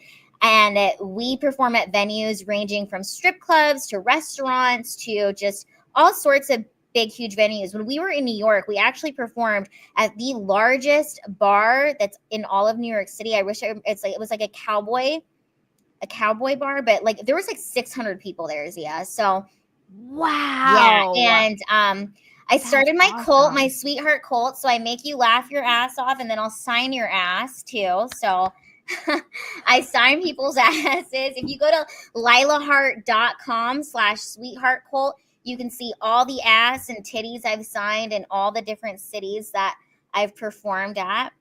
Oh my God. Will you sign my boobs? I absolutely will. Oh my God. And I'll put them on my website and it'll go viral. It'll be amazing. Oh my God. It's been such a awesome time. I will say this though. It's helped me with stand-up because it's put me in very high pressure stand-up performing situations. Like this is not the show is not necessarily built for my success of stand-up. You know what I mean? Like I have to be really good at what I'm doing to make it work, because a lot of the times people don't even realize that there's gonna be stand-up. Like they're there to see the sexy little ladies. Okay. They're there, that's what they're there to see. And then I come out and I do stand-up, and I also help sometimes with like emceeing or like walking around and like just, talking with the guests that are there. But it's really taken my stand-up to a new level, because there's only one place that I get nervous performing stand-up at, and that's at strip clubs. Like it's pretty daunting. Like like the last, or one of the most memorable places I performed stand-up at was at Myrtle Beach Gentlemen's Club, and it's one of the biggest strip clubs. It's beautiful, but I'm the first stand-up comedian in the history of the strip club to ever perform stand-up comedy on that strip club stage. So I thought that was really cool. And a lot of the places, a lot of the strip clubs, they've never had a stand-up comedian perform stand-up there. So it's kind of like a cool thing to say that like I was the first one to do it, you know? No, that's a huge deal. That's really cool. And it's funny because I thought the exact same thing that you said, that you have to work so much harder than when people are going to a comedy show expecting to laugh, expecting comedy. You have to really catch them in the beginning, because like you said, that's not what they are initially went there for. Well, and then imagine when I'm performing the stand-up at strip clubs, we've got the regular strippers who are in the audience, and then plus we got our sexy little strippers that are walking around too, and I'm telling jokes, so it's like it's hard to compete with freaking naked and looking hot, So, hot naked ladies definitely draw an eye, but the fact that you're doing so good and successful at this is like, that's such a like an amazing, I don't know, like compliment's not the word I'm looking for, but that's such an amazing like testament to what a good comedian you are Thanks, girl. And because of that. February 10th will be Woo! my 9-year comedy anniversary. So isn't that wild? Like I started comedy when I Wow. was 24 and I'm turning 34 this year. So I'm Oh my entering gosh. like my 10th year of doing stand up. And I That's had to like, when I remember when I first started stand up, I just had like maybe like 5 minutes of jokes and I'd really have to look at my notes and like really like prepare. Whereas like now when I'm going up there and I'm doing 20 to 30 minutes, like I don't really have time to like look at notes. Like I just have to go up there and like be able to do it. And it's just made me so much better. And also like working with the girls has just been so amazing too. Like they're all just so awesome and they hustle and work so hard and they all have their own stories and like background. And I know this sounds kind of crazy, but like in a way, like it's been really healing. And it's not like a regular like strip show. Like it's inspiring in some senses too. You know what I mean? yeah. Like my friend Sassy Cassie, like the fact that she's like 2'10" and like she is so strong. She can do handstands. She climbs up the stripper pole all the way to the top. My friend Firefly, who's 3 foot tall. I mean, she has worked in Dubai. And she's like can walk on Wow. glass. She swallows 4 feet of balloon. Like she's traveled all over the world doing this. Plus, we got Bridget the midget, who's like an icon. You know what I Yeah. mean? Like there was no one doing what she was doing when she started. So and then the rest of the girls, Sadie, Tiny, and Kai, like we've got such a good group and the energy is awesome. And then Summer, like I know she always gets a lot of like shit for being 4'12", but I like that we have like an average kind of size person to showcase all the different sizes of women and how Yeah. beautiful all that can be from 2'10" to 4'12". Do you know what I Yes. mean? Like Yes. that. And I think it kind of like takes away that like, I don't know. I think all of us growing up kind of felt that like, I used to get made fun of for being so short. Like, oh, I don't know. Guys would be like, I could never date you because you're a midget, blah, blah, blah. And like, just Well, like first of all, mean you're shit like that. not, but like, well, actually, are you technically? I That's don't know. Whatever. I don't care anymore. Call me a right. midget. It's making me money. It does at this point. It's fine. Well, yeah. But if you would have told me at 18, like, no, like in like 10 years, you're going to be with this group and the same guys who are making fun of you are going to pay like a lot of money just to come see you. That's what's wild about it. You know what I mean? Like, Mm-hmm. and I'm telling you, girl, when we get off our tour bus, there's like a line of people that are like at the venue. These venues get packed out. We get off the tour bus, people are like cheering, like, oh my God, they're here. We walk in and it's like we're these like celebrities. Everybody's like loving it. And it's the coolest feeling because at one point in my life, I was stared at because people thought I looked different and it was weird. And now it's like I'm getting stared at because I'm adored and they're like, oh my God, they're all here and they're so gorgeous. You know what I mean? Yeah. Yeah. No, I think it's amazing. I love that so much. I love when people go from like having these insecurities about things or being bullied by these things to then making it their biggest strength. Yeah. Is I think that's just like such a beautiful thing. And also it really just goes to show, see, the internet is it's a weird juxtaposition of like all the negativity that we see online, all the negativity that we see on the internet, and people just using it to anonymously be just the biggest fucking garbage human dick bags ever, and like all the shittiness that comes with it. But then on the flip side, I really, really, really love seeing how people take it and make it work for them, and also just find their communities or whatever it is that they're into, as long as it's not dangerous or hurting other people. I feel like I always have to put that caveat in because some idiot is going to say some bullshit. Like, oh, so you think it's okay? No one's ever talking about that. No one thinks it's okay to do any of that shitty stuff. My point is that you find, your little group of weirdos. And I think that it's Yeah. been really huge for a lot of people with accepting yourself. I think that there's something really beautiful about that. And No, not that absolutely. and not that this is like even close to the same thing, but I got bullied a fair amount growing up, just being really nerdy, like just being a super nerdy girl. I like to read books a lot. Like I'm just, yeah, video games, just a lot of really nerdy stuff.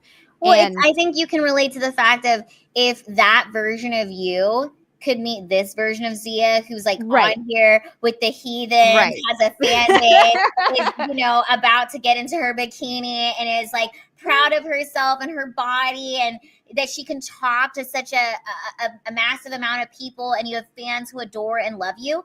That version of Zia would be like, wow, that is so cool. I'm excited to be her, That nerdy little super shy version of Zia would be like, I'm sorry, you do what? You get into what? On what? You do live what? What do you do on that site? That spicy site? Oh gosh, we're actually 70 away, by the way. We got from another golden shower boy from Mr. Yay! Dan A. Dan A, thank you so much for the golden shower boy. And he said, cheese. Cheese. So now, guys, we're not 80 away. We are 70 away. Dan, thank you so much. Yes, let's make it happen, y'all. Make it happen. We are so almost there. This one's like a mint. Wait, sort I of will show. green. I'm gonna show the micro maidens thing on my phone. See, there's the girls. I love it so much. God, that's awesome. Isn't that so cool? And yes. It's been really, like I said, it's been really healing for me, and it's like running with ankle weights as far as like stand up goes, because it just makes me so good. And I have so much fun, and we have 12 shows this first leg of the tour, but so I'll be gone like 2 weeks out of the month every month until the end of the year. That is oh my God, that's so cool. What an incredible experience.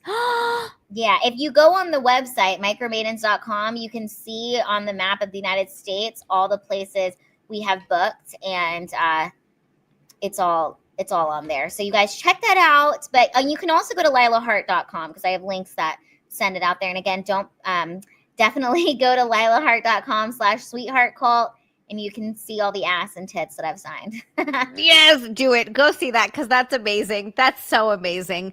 I'm gonna just like stop the cam really quick because I'm changing into a bikini. I just want to let everybody know. Yay, did you hit it? Yes, RJP. What RJP? RJP just 70'd it the whole freaking way. The whole freaking way. Yes, like seriously. Thank you, RJ. Oh my God. Golly. Yeah, I like stutter through my thank yous when y'all do this. Thank you so much. Holy crap. Oh my God. 192. 192. Oh. Yay.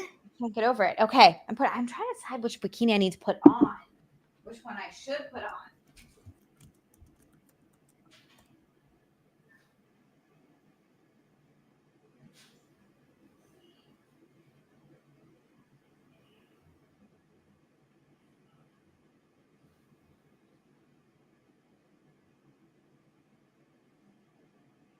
Okay. Woo.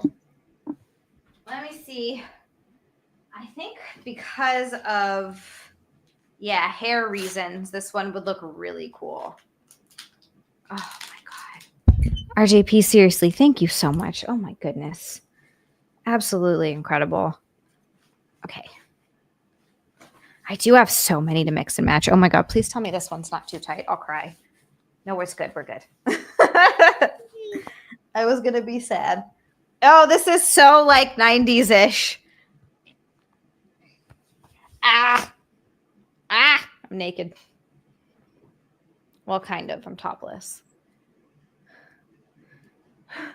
Wear them all at once. Wear every single one. Backhand, I actually don't think I need it with this one. It's got decent coverage, but it's also just really cute. It's also just so cute. YouTube can hear my nakedness. Shit. Hey now. That just makes me think of Hank Kingsley anytime someone says hey now. Did you ever watch the oh my God. Why can't I think of the name? The something Sanders show. Why can't I think of it? Yeah, I don't know. Shit. Oh my god, this is so high.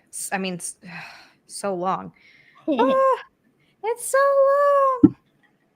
Larry Sanders. Thank you, Adam. I don't know why I couldn't think of that. The Larry Sanders show. Mm-mm. Oh, such a good show. Such a good show.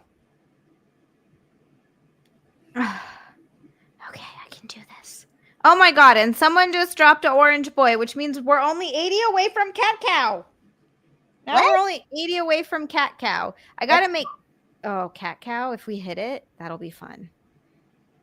Okay. It is from Whipping Post. Whipping Post, thank you so much. That's Orange Boy from Mr. Whipping Post. Oh my gosh. Okay.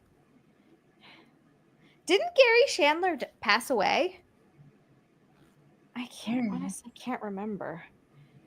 I want to say that he did, like, kind of recently. Okay, sorry. This is taking me a really long time. Okay. Lila must see cat I cow. want to see it, so you guys better donate, please. Okay. Yeah, he did. He did pass away. I thought so. All right. I'm going to wear the skirt for a little while. Maybe we'll take it off. I don't know. I haven't decided yet. We'll see. But we're going to wear it. Okay. So fun. So fun. Okay. Yay! It's so cute. This one's so cute. Oh my god, it really does. You were right. This goes with the hair so perfectly. It's so 90s. Cute. It's so 90s. Okay, hold on. We got to do a little. Got the little. Oh, it's so cute. And if I.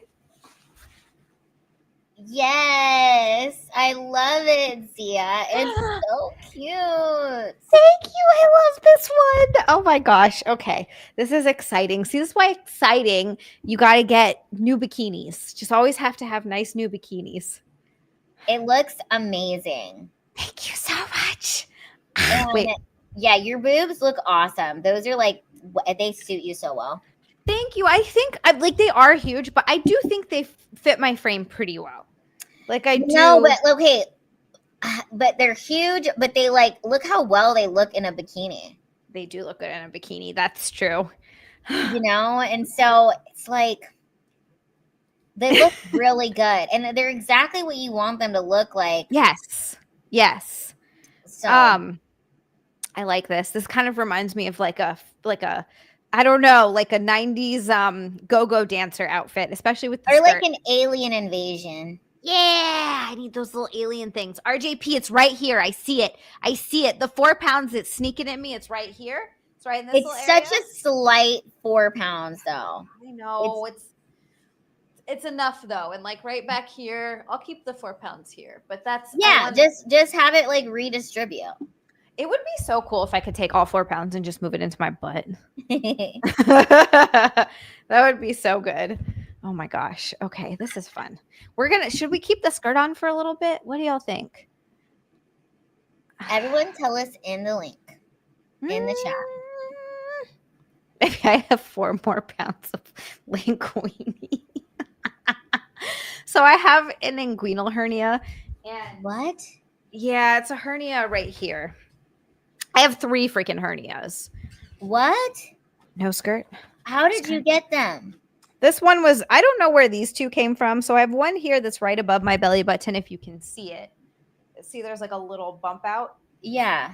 And then the one in my belly button, that's not an outie. That's a hernia. How do you get that? So it's sometimes you just get them. Like I honestly think for me, because my dad also has, I think he just has 1 or maybe 2. I can't remember. But my dad has them. And I think a lot of it is some people are just prone to it and sometimes it's hereditary. Some people just get them.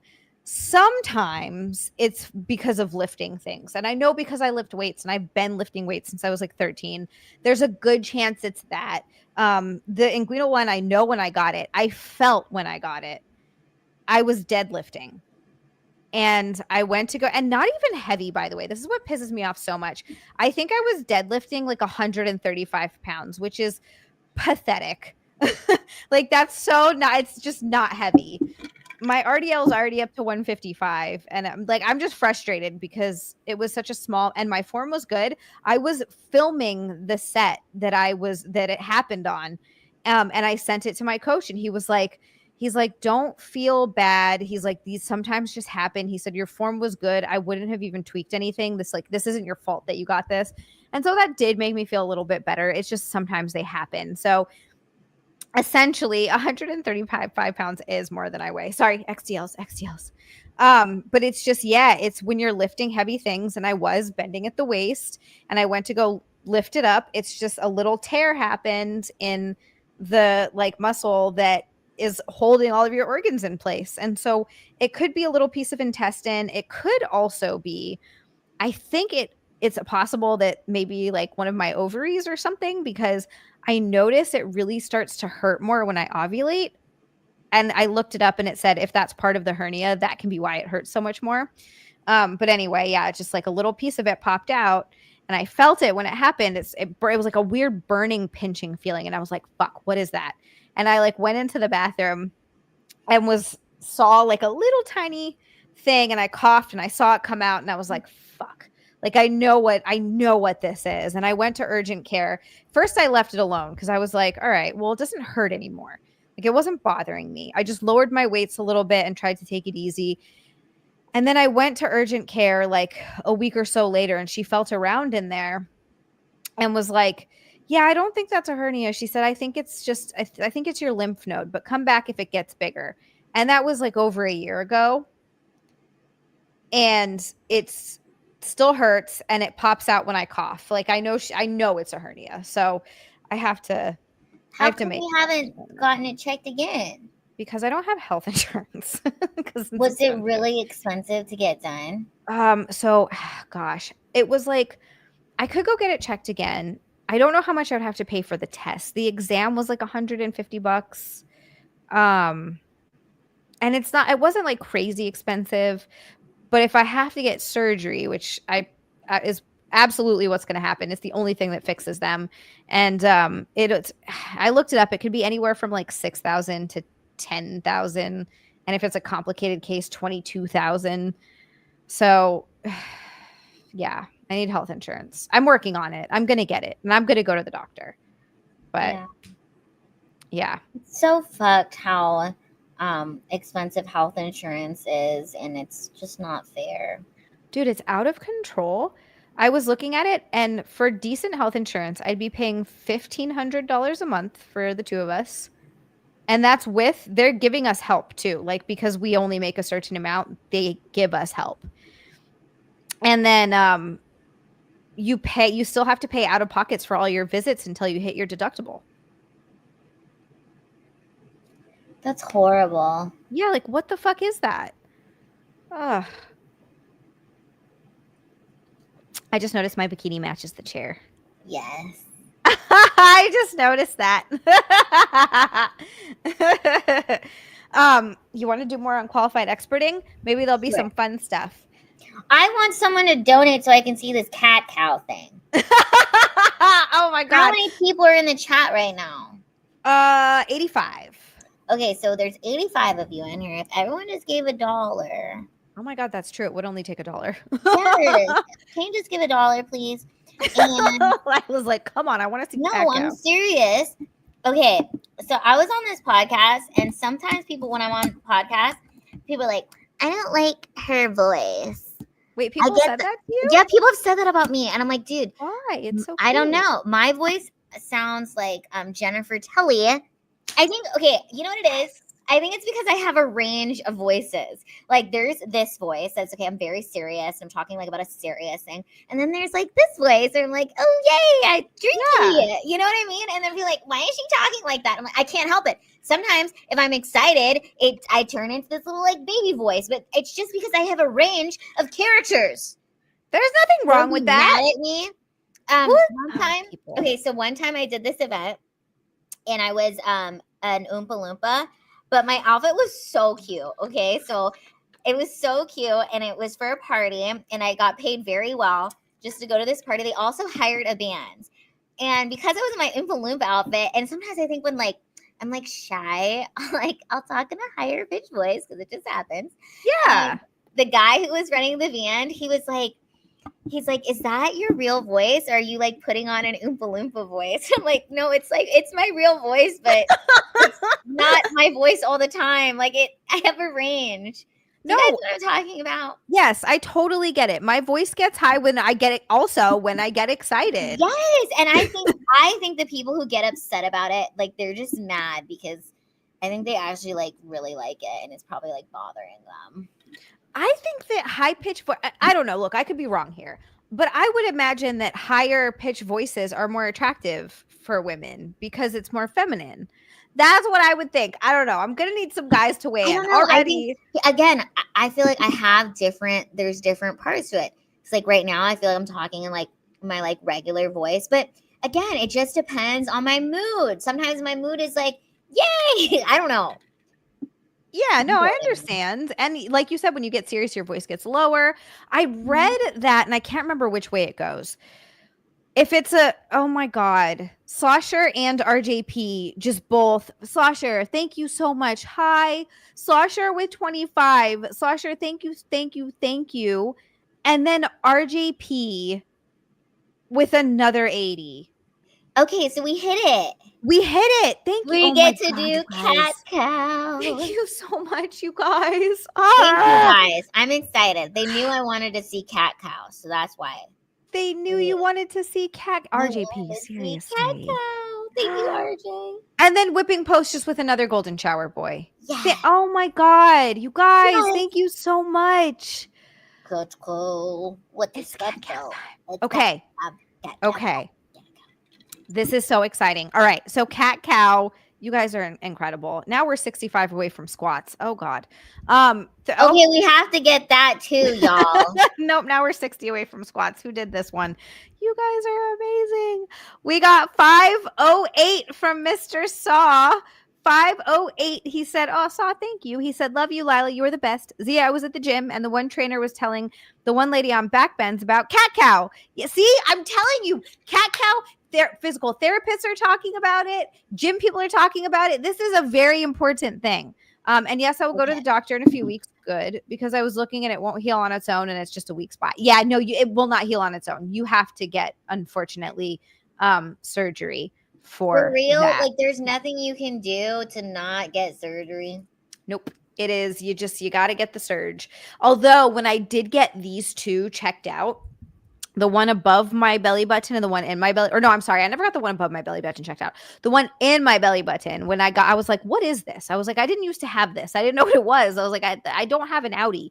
She goes, duct tape. Oh my God. She goes, she goes, that's a hernia. She said, if it doesn't hurt, don't mess with it. She said that getting the surgery sucks. She's like, if it's not bothering you, I would just leave it alone.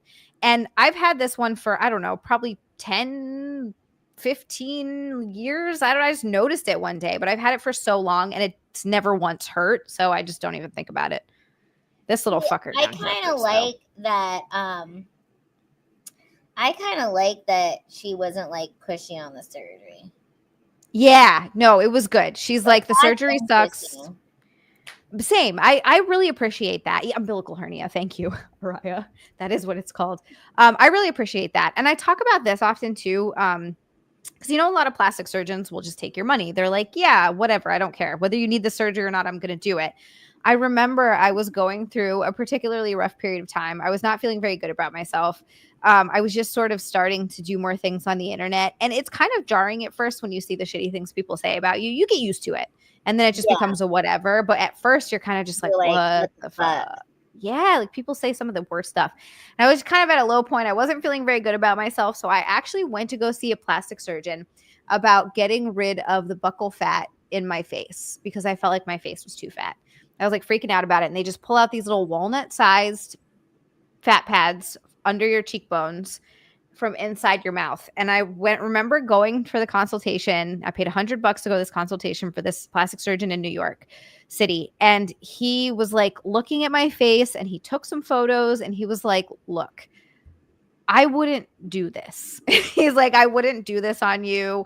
He's like, you don't need it. And it could end up being worse later on in life. Like he was like, it's just, He's like, it's going to be subtle, but then as you get older, you're going to lose volume and it's going to end up like making you look older and more sunken in. So nice of like, I just had so much respect for this plastic surgeon because I was like, wow, he could have just taken my money and done this surgery and been like, yeah, but he's like, no, don't do that. Like, it was so like, that's a good plastic surgeon. That's who I would give my money to if I actually needed to do something. Have you done anything to your face? Just lip filler. I've been getting lip filler for years, but this last time around, he added too much and I actually fucking hate them. It's not a big deal. They'll go down. Like, your body just reabsorbs it. It's just hyaluronic acid. It's already in your body. And eventually it just metabolizes out. So, like, I'm just going to wait it out and go to someone else next time because I just want, like, just a little bit. My stepmom didn't even notice I had it done. I had to show her a side by side and she was like, oh, you're right. It does look different. Like, that's all I wanted. This guy used over a full syringe. I was like, that's too much. Why did you do that? Yeah. Ugh. Anyway, that's the only thing I've ever done. I've never gotten any surgery other than my bubbas. Yeah. I haven't done anything to my face either. I don't think haven't we need to. I like being able to move and, Yeah. Yes. stuff. I want to emote. And then I also like, I use a lot of expensive like creams. Mm-hmm. And again, like I know people who get it and it really works for them. Yes. But I just don't want to do it right now. No, Botox really freaks me out too. I don't know. The idea of Botox, I'm just like, I know everybody gets it. I know it's like I think it's the single most common cosmetic procedure that's done in the United or across the world. Like, literally, I almost everybody gets freaking Botox at this point. But just the idea of like, if I try to go move my eyebrows and I can't, I don't like that. I don't like that at all. Freaks me out. So, No, I don't think you need to do it. I don't think you do either. Like, you don't have any wrinkles. Like, what are we gonna do that for? Oh my God. You know what we are gonna do though? Cat cow. We're gonna do cat cow. Okay. This is seriously one of the best stretches that you will ever do. I do this every morning when I get up. And every morning I get up and I do this stretch in bed. You don't even have to get out of bed to do it. You just get on your hands and knees like this. Now, this is very important. Everybody in the chat do this now. Everybody do it now. Thank you. Yes. And then this is like such a nice stretch for your back. Essentially, you're arching your back like a cat. When a cat arches its back like this, and it stretches out everything in here in your shoulders and your lats, and it stretches out your lower back here. It stretches, and then you just sink into cow. And when you sink into cow, it stretches out your hamstrings, your glutes, and your hips. So it's just cat. Oh, that's nice. Cow. Cat. Oh, that's so great. Cow. So you gotta do the.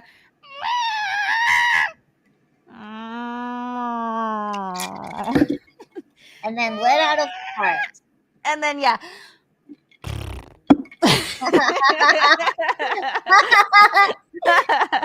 So funny. Oh, so this is cat cow, and it's one of the greatest stretches of all time. All right, who did this?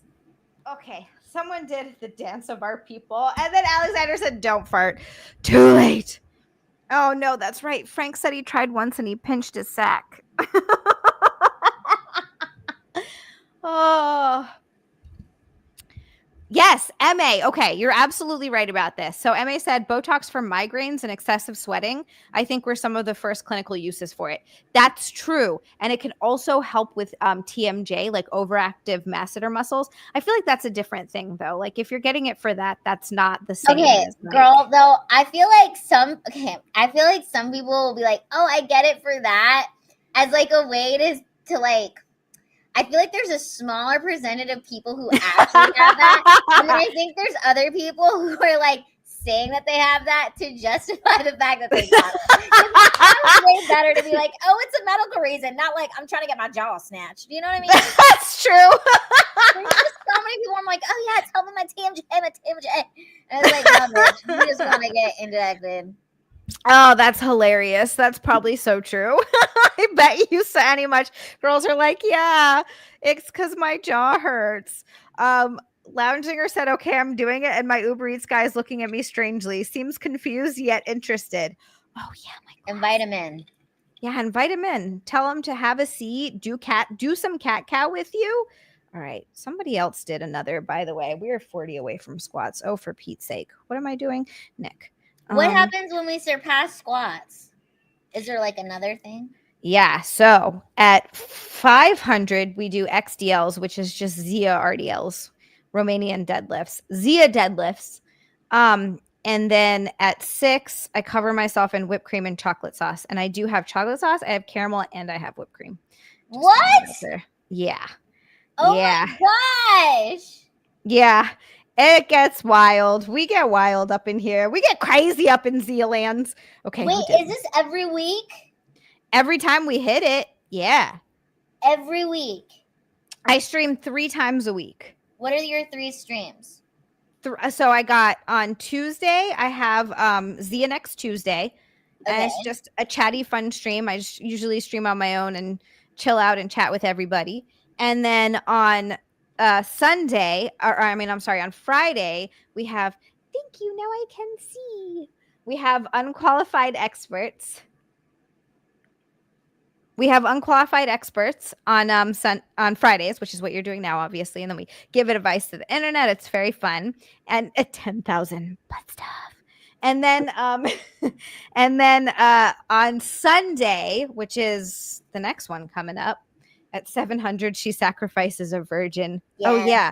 Frank, you weren't supposed to tell anyone about that. I have to find the virgin first. I'm really running out of options here. Anyway, sorry, what was I saying? Sunday is the snack stream. Okay. So the snack stream is where I try all different kinds of stuff I've never had before. So it could be new stuff, or it could be stuff that I've just never tried. Like I didn't try my first cannoli until I was an adult. Rainbow. So like stuff like that. I'm like, oh my God, I've never had this. And your birthday's coming up. When's your birthday? On next week, Saturday. It's on the February 1st. Aww. Isn't that crazy? February 1st. You're an Aquarius. I'm an Aquarius, which is apparently means I'm weird. That's what I get told all the time. They're like, you're quirky. I'm like, okay, thanks. You're an alien. Okay, so alien. Every stream, do we have these different goals or? Yeah, every stream the goals are there. We don't always hit them, obviously. The bikini streak has been 192 streams in a row, counting this one, which is like insane, right? Like absolutely insane. It still blows my freaking mind. I remember because Cody has a stream at, as a goal at 500. Cody's the one that got me into this. At 500, he does Naked Snake, which at the end of the stream, he gets shirtless and he sings the song Snake Eater from Metal Gear Solid. I think it's 3, if I'm remembering correctly. And so yeah, that was his goal. And then at 1,000, he does Fight Milk, which is where he cuts milk. He puts 1 or 2 raw eggs into it, and then some kind of alcohol. I can't remember what the alcohol is, and then he chugs that. So he was like, yeah, I was like, oh my God. He said, just take my goals. He's like, come up with goals for your stream. He goes, just take my goals. And I was like, okay, first of all, I don't know how I would even do Naked Snake. Second of all, but like, it was just so nice of him to be like, yeah, dude, have goals. Take mine. Who cares? Like, that's just such a cool thing. Cause some people can get really territorial about stuff. Yeah, no, totally. Yeah. But he's like the exact opposite. But anyway, and then I'd message him and I was like, what about if I just like put a bikini on at like a certain goal? And he was like, yeah, that sounds great. And then the other stuff just kind of like came up and we've moved stuff around and changed some stuff and then kind of settled on these. I like doing exercises because I like to exercise. So the squats, which by the way, we hit. Yes. I have to do squats now. Whipping Post for 20. Thank you so much. That's an orange boy from Whipping Post. He said, new kini, ? Hell yeah, we can put on a new kini. I have so many fun ones to try out. Whipping Post, thank you so much. Let's do it. I will put on a new bikini. And Mr. Franklin, for 40, I'm a technical virgin. You can sacrifice me. Yes, we will sacrifice you. We'll do it. Okay, Frank, but that means we have to fly to Hawaii, because if I don't sacrifice you to Pele, which is the goddess of volcanoes, then it's not going to work. So we got to do it. So we're at 4. Thank you so much, you guys. Frank just says yay. Okay, I'm going to put a new bikini on too. Ah. Okay, you guys, we better hit that 600 so we can see the whipped cream and all the good stuff. Okay, we're going to do Make this. it happen. And if you haven't hit that like button, please hit the like button.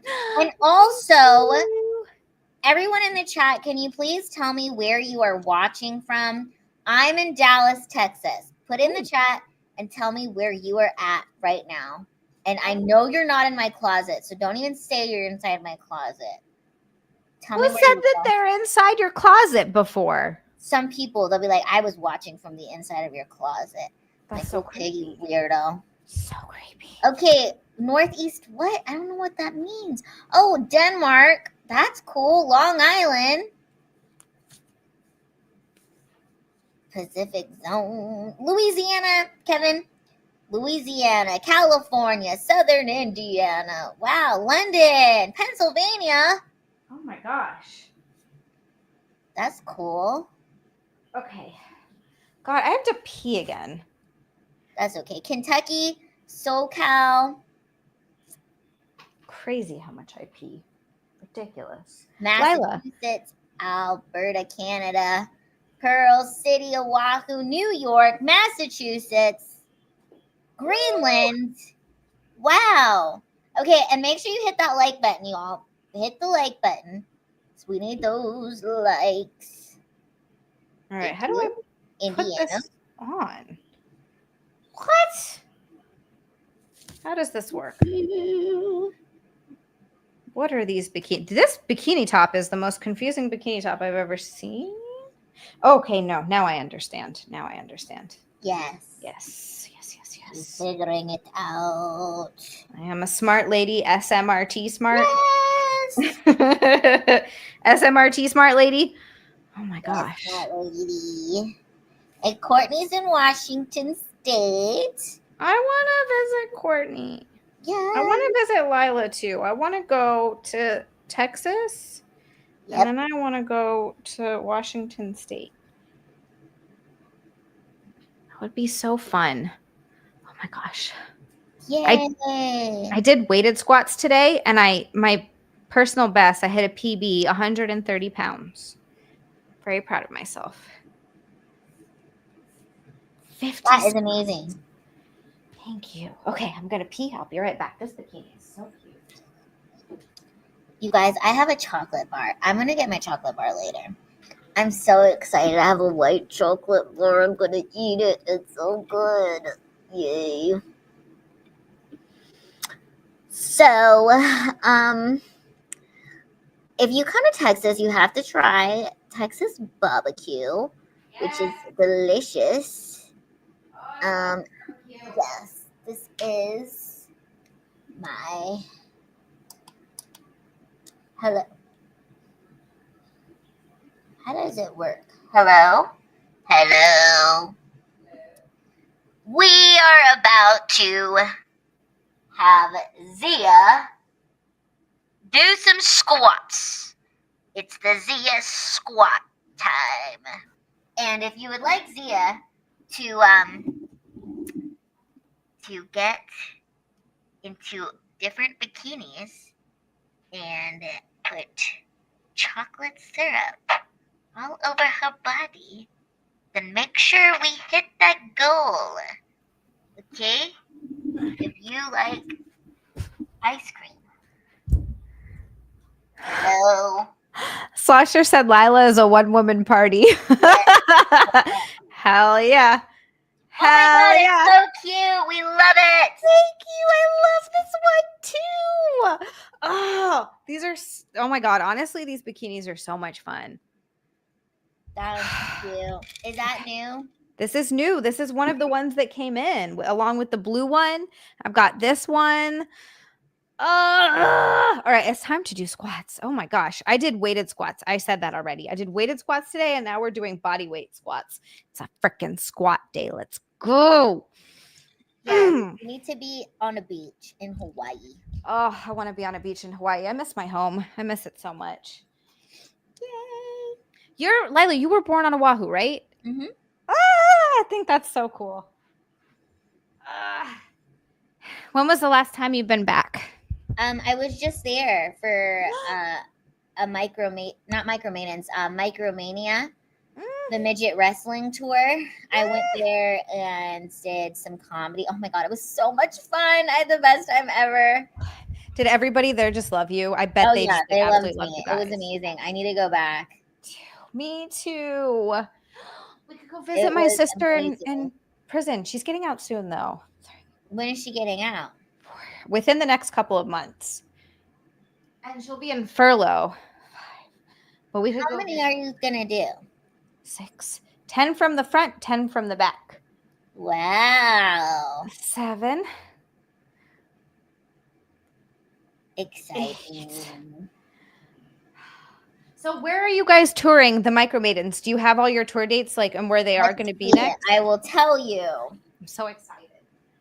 So we'll be in Madison, Wisconsin, Iron Mountain, Michigan, Milwaukee, Wisconsin, Juliet, Illinois, Griffin, Indiana, Shelby Township, Michigan, Westland, Michigan. 2 shows in Westland, Michigan. MI's Michigan, right? Yes. As far as I know. Battle Creek, Michigan, Sherman Pale, Pennsylvania, Broadheadsville, Pennsylvania. What's Ashburg? What's VA? Virginia, I think, right? Oh, Ashburg, Virginia. That's the first part of the tour. 10. Yay. Woo! I did it. I did it. Woo! How fun. Thank you. Okay. Oh, So how many streaks in a row have you hit the ice cream one? The ice cream one, we don't really hit them in a row so much. But I don't know how many we've done. Saw, do you know how many we've done of the Sundays? Whew. Oh, Sita, that was a good workout. God damn. Yes. Whew. All right. What are we talking about? Oh, yeah. Okay. Wait. So you're coming into upstate New York. I don't know when I'm coming, but I was there. Okay. I have to go to a show, though. The nearest one I can get to, I'm going to. Yes, please. Who did you? I saw that you took a picture with someone that we knew that went to a show, and I was like, Marshall and Lindsay. Yes, that's right. It was Marshall and Lindsay. That was in Tennessee. Oh my God, they're so awesome. They had the best time ever. So I also host a game show that's really fun. So I brought them both on stage and their friends. And it involves rubber chickens. And it was so funny. And they had the best time ever. Marshall and Lindsay are the best. I love them. They were so supportive, and I signed posters for them, and Marshall got it framed and put it into his office and sent it to me, and it was really cool. It was so cool that they came to the show. Oh, that's so cute. Yeah, I love that. A really freaking good time. I'm actually kind of I'm happy for them, but I'm a little bit sad that I know that you never notice that when you're in a period of time, you sometimes I, at least for me, I'll sometimes find myself not necessarily taking it for granted, but just not really thinking about the time when it's going to end. So it was going into the city all the time to do Wet Spot at Compound Media or any of the Compound Media shows. I did a bunch of them. And then hanging out afterwards with everyone and Marshall and Lindsay being there and just going across the street to Sullivan's and getting to see Chrissy all the time. All these things that you kind of like when you're doing it, it's not that you're not like, oh, this is so fun. It's just you're not thinking about it. And then when it ends, that's like a whole Oh my gosh, no, that's a whole era of your life, and then, like, yeah. it's weird, and you, like, slowly look around, and you're like, "Oh, I'm in a totally new chapter. How did this happen?" Like, new Yes. characters, new chapter.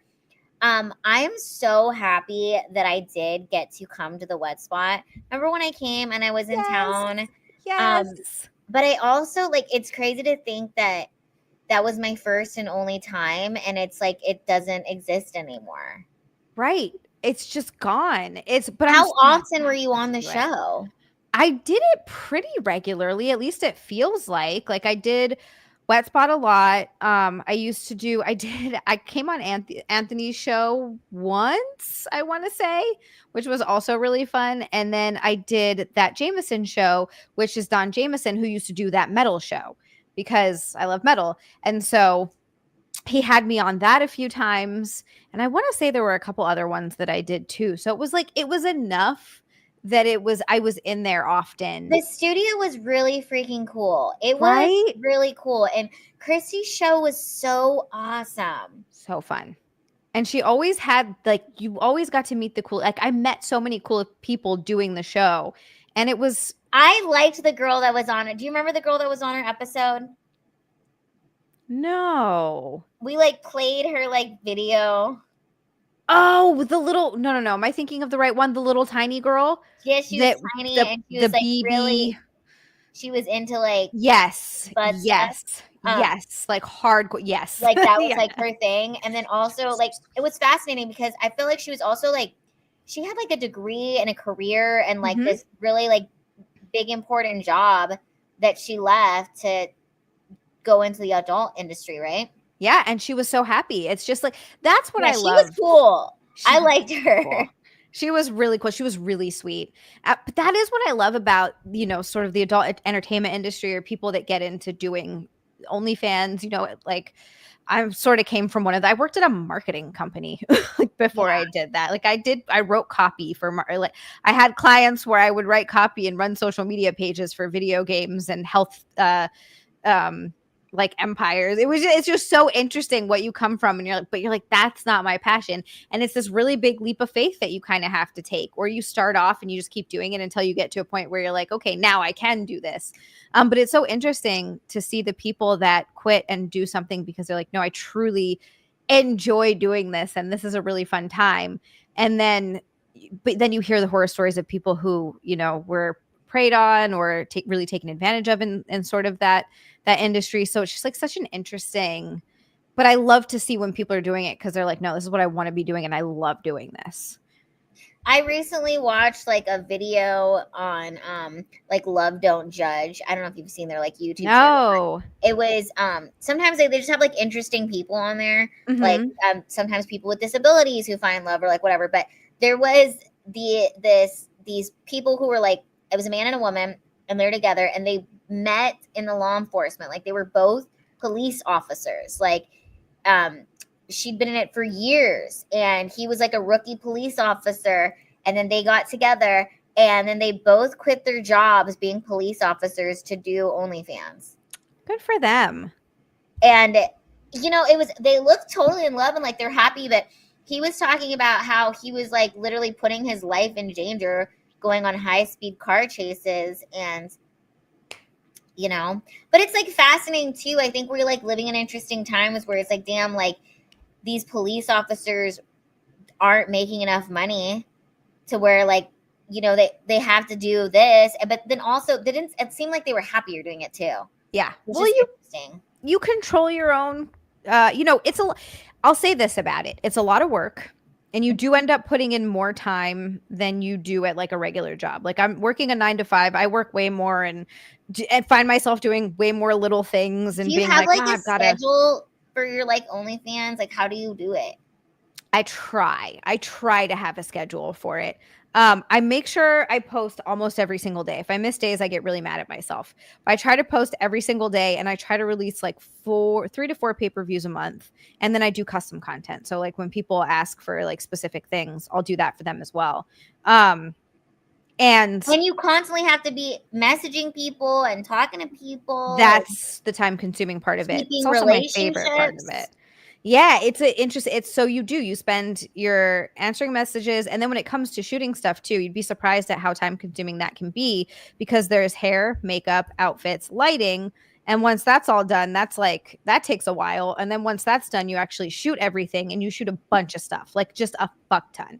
Like you're shooting a bunch of pictures, a whole bunch of videos, and then you go through everything and decide, okay, which photos look good, which ones work, and then you have to edit them. You're gonna have to mess with the lighting a little bit. You're going to have to, I tweak like small things, nothing crazy, but you go through, you edit everything, then you organize everything, you cut videos if you need to cut anything. Sometimes you have to cut the intro or the ending. It just depends on what kind it is. And then you have to schedule or upload everything. And that also takes a lot of time, because uploading takes so if you shoot a 10 to 15 minute video, it's going to take like 30 to 40 minutes to upload the stupid thing, which is so annoying. So when it comes to like, okay, how many customs can I shoot in a day? If I'm doing like a custom shooting day, it's like, and those are specific things that like people are asking for. Yeah. So, Yes. And sometimes it's like truly custom, because maybe they want you to say something, or Yes. like they're describing Yeah. certain things, and then they have to pay for that, and it's just theirs. Just theirs. Yeah, exactly. And so obviously there's usually higher price on that, because you're not, of course, it's just for one person.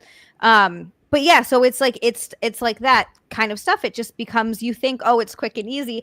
I've been doing it for like 3 years, and I still overestimate how much I can get done in a day all the time. I'm like, okay, I can shoot 4 customs, I can do at least 2 pay-per-views, and I can make sure I do 2 weeks worth of feed posts. And then once I start getting to it, I'm like, okay, I did 2 weeks worth of feed posts and 2 videos. And then I uploaded them, and it's the end of the day, and I'm like, fuck, I gotta make dinner. And then sometimes like I'll keep shooting after dinner, and then there's, you have to get to the messages and everything. But it's the thing of like, you love doing it so much, because I'm lucky that, I don't know how I got so lucky that all the people that subscribe and want to support are just the best people in the fucking world. I don't know how I got so lucky. And you have like a good, strong fan base of like people who you've kind of like, you build relationships with, Oh yeah, over the course of years. Like I've realized some people I've been talking to for close to 4 years. Like I've known these people for close to 4 years, which is crazy to think about. And yeah, you build these sort of relationships with it. And I think that's what I like so much about it, is I'm such a personable person, and I like to like, I really love doing it. And yeah, I like my downtime too. So like there are times when I'm like, okay, there are days where I'm like, all right, today I'm just gonna sit here and like stare at the TV for a little bit. But like,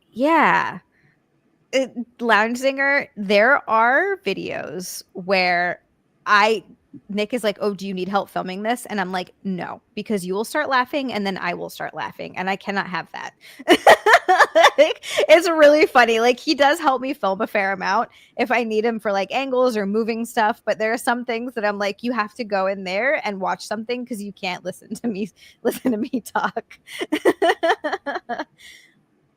That's so funny. So much. But yeah, so it's one of those things where people at Fright Club, thank you so much. And hi, Daniel. Oh, that makes me happy. Where people are like, oh yeah, you just get on there and snap a few pictures. And then you also forget about marketing, because how do people know who you are and what you do? Then you got to build up your social media and get your stuff out there. So that's like a whole other set of content that you have to film, edit, there's and like post. a lot of like free content you're giving out too. That you're almost filming more of that as well. Yeah. It's like you have to post that on your social media and share it. It's like, it's kind of never ending. Yeah. So that's always my advice to people, is like, just make sure you love it, because you're going to be doing a lot of it. And you're going to be talking to a lot of people. Yeah. Like, are you messaging people every single day? Like good morning and like. I tried to for a while, and then I just got really upset because I couldn't keep up with it every single day. But I try to at least multiple times a week. Like at least multiple times a week. If things get crazy, it's only like 2 or 3 times a week, and then I get upset because I'm like, that's not enough. And then there are like I said, on weekends sometimes I'll try to take a day or 2 where I'm just like not really on my phone as much. But yeah, I try to. Yeah. No, and then it's just great that you do have like a loyal fan base of people who are supporting you, and everybody's so amazing. I don't know how. They're all the like. I just when people sometimes message me stuff over there, I'm just like, I'm gonna cry. This is so nice. Aw. Like it would sometimes it's like I'll be having a bad day and I'll go into my inbox to answer messages and someone will just write out something so beautiful to me and like or just whatever it is and I'm just like, Well, oh, I thank also think you. too, it's like, Zia, you don't just like do OnlyFans. Like the fact that you have this platform on your YouTube and Oh, you give thank up you. so much of your time, and people are able to really get to know you. You know, like Aw. you give like hours of your time for people to like know you as a person and your personality and like your quirks and the things that you like. And it's like Zia, I will tell you guys this. Zia is the exact same in person, if not, I mean, she's better. I mean, if you think she's so sweet online and beautiful and bubbly, like in person, she is a doll. She's sweet and beautiful, and just, you really are the way that you portray yourself. So I am Ah. so excited that you have just been so successful in doing so well and continuing to just be happy. And I really just hope you're able to get your health insurance so we can get the hernia taken. That's the only thing. All right. I was gonna say, oh my gosh, I feel the exact same way about you, Lila. You're literally the exact same person. And I told Nick when I saw you touring with the Micromaidens, I was like, Nick, oh my god. And I like showed him everything. I was like, she's going on tour with him, she's doing stand-up. I was like, I'm so happy. And he was like, oh yeah, wow, that's really cool. And he goes, Bridget the Midget. He's like, oh my god, she's on tour with Bridget the Midget. He's like, I remember her from like, oh, forever. She's been around for such a long time. And she Yeah, is such an icon. she is. And I got to tell you, she's so much fun. Oh, I All love the that. girls have such unique personalities. And like I said, like we really have a good working relationship. You know what I mean? Like it's good. That's important, especially when you're on tour with someone because are people, you're spending so much time with them. Yeah. Like so much. Oh yeah, everybody's amazing. Lila, thank you so much. I said, I'm just really, really, really, really lucky. There are totally days when I wake up and I'm just like, how? I love them all so much. How? Like, it's just really cool.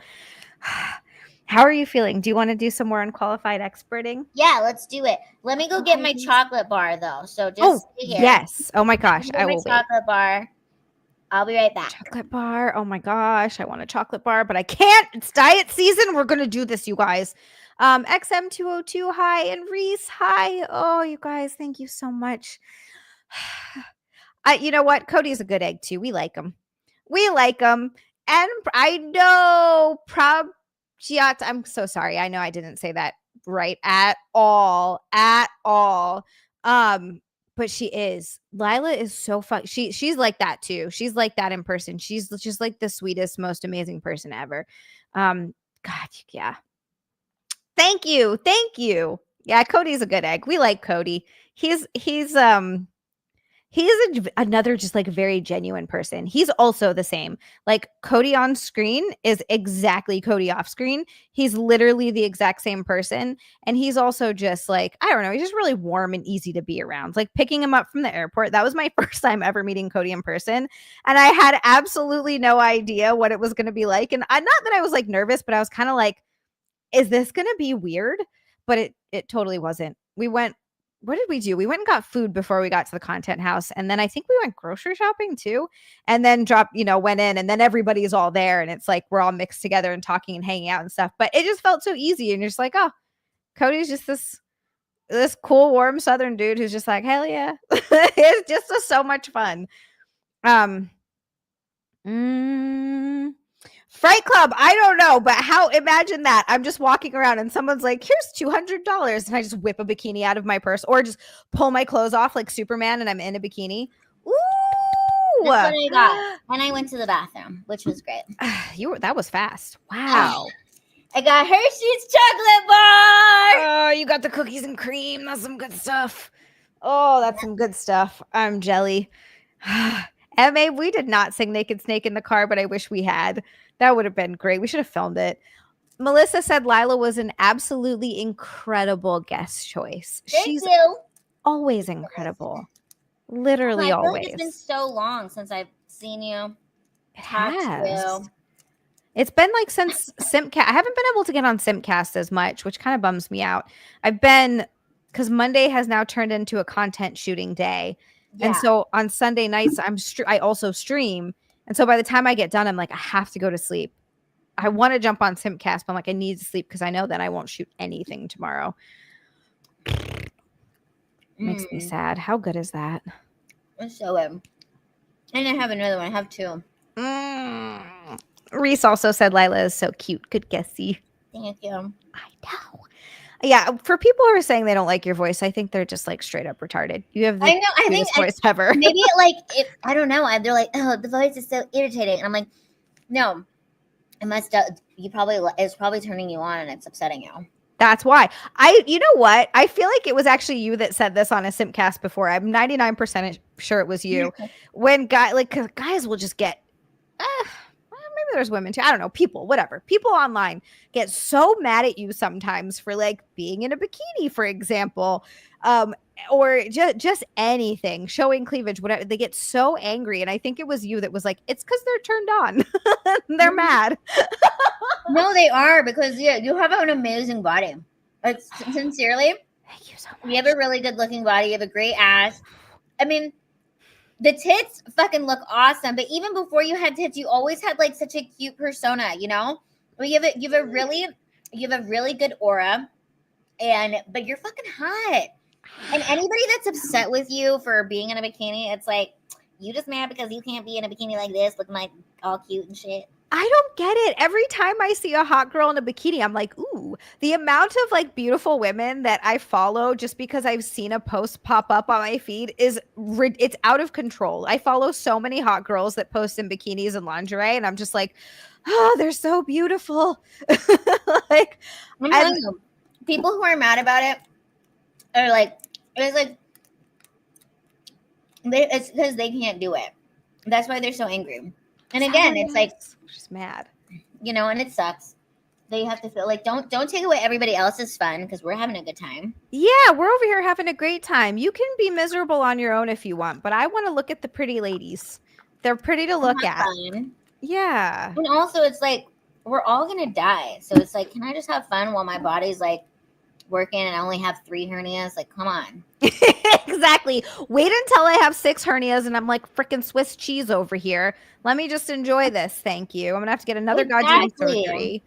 You think the people in the nursing homes are like, oh, I'm really glad I never fucking sat in a bikini on a live stream. No. There's this woman. So I go to an all women's gym and I really love it.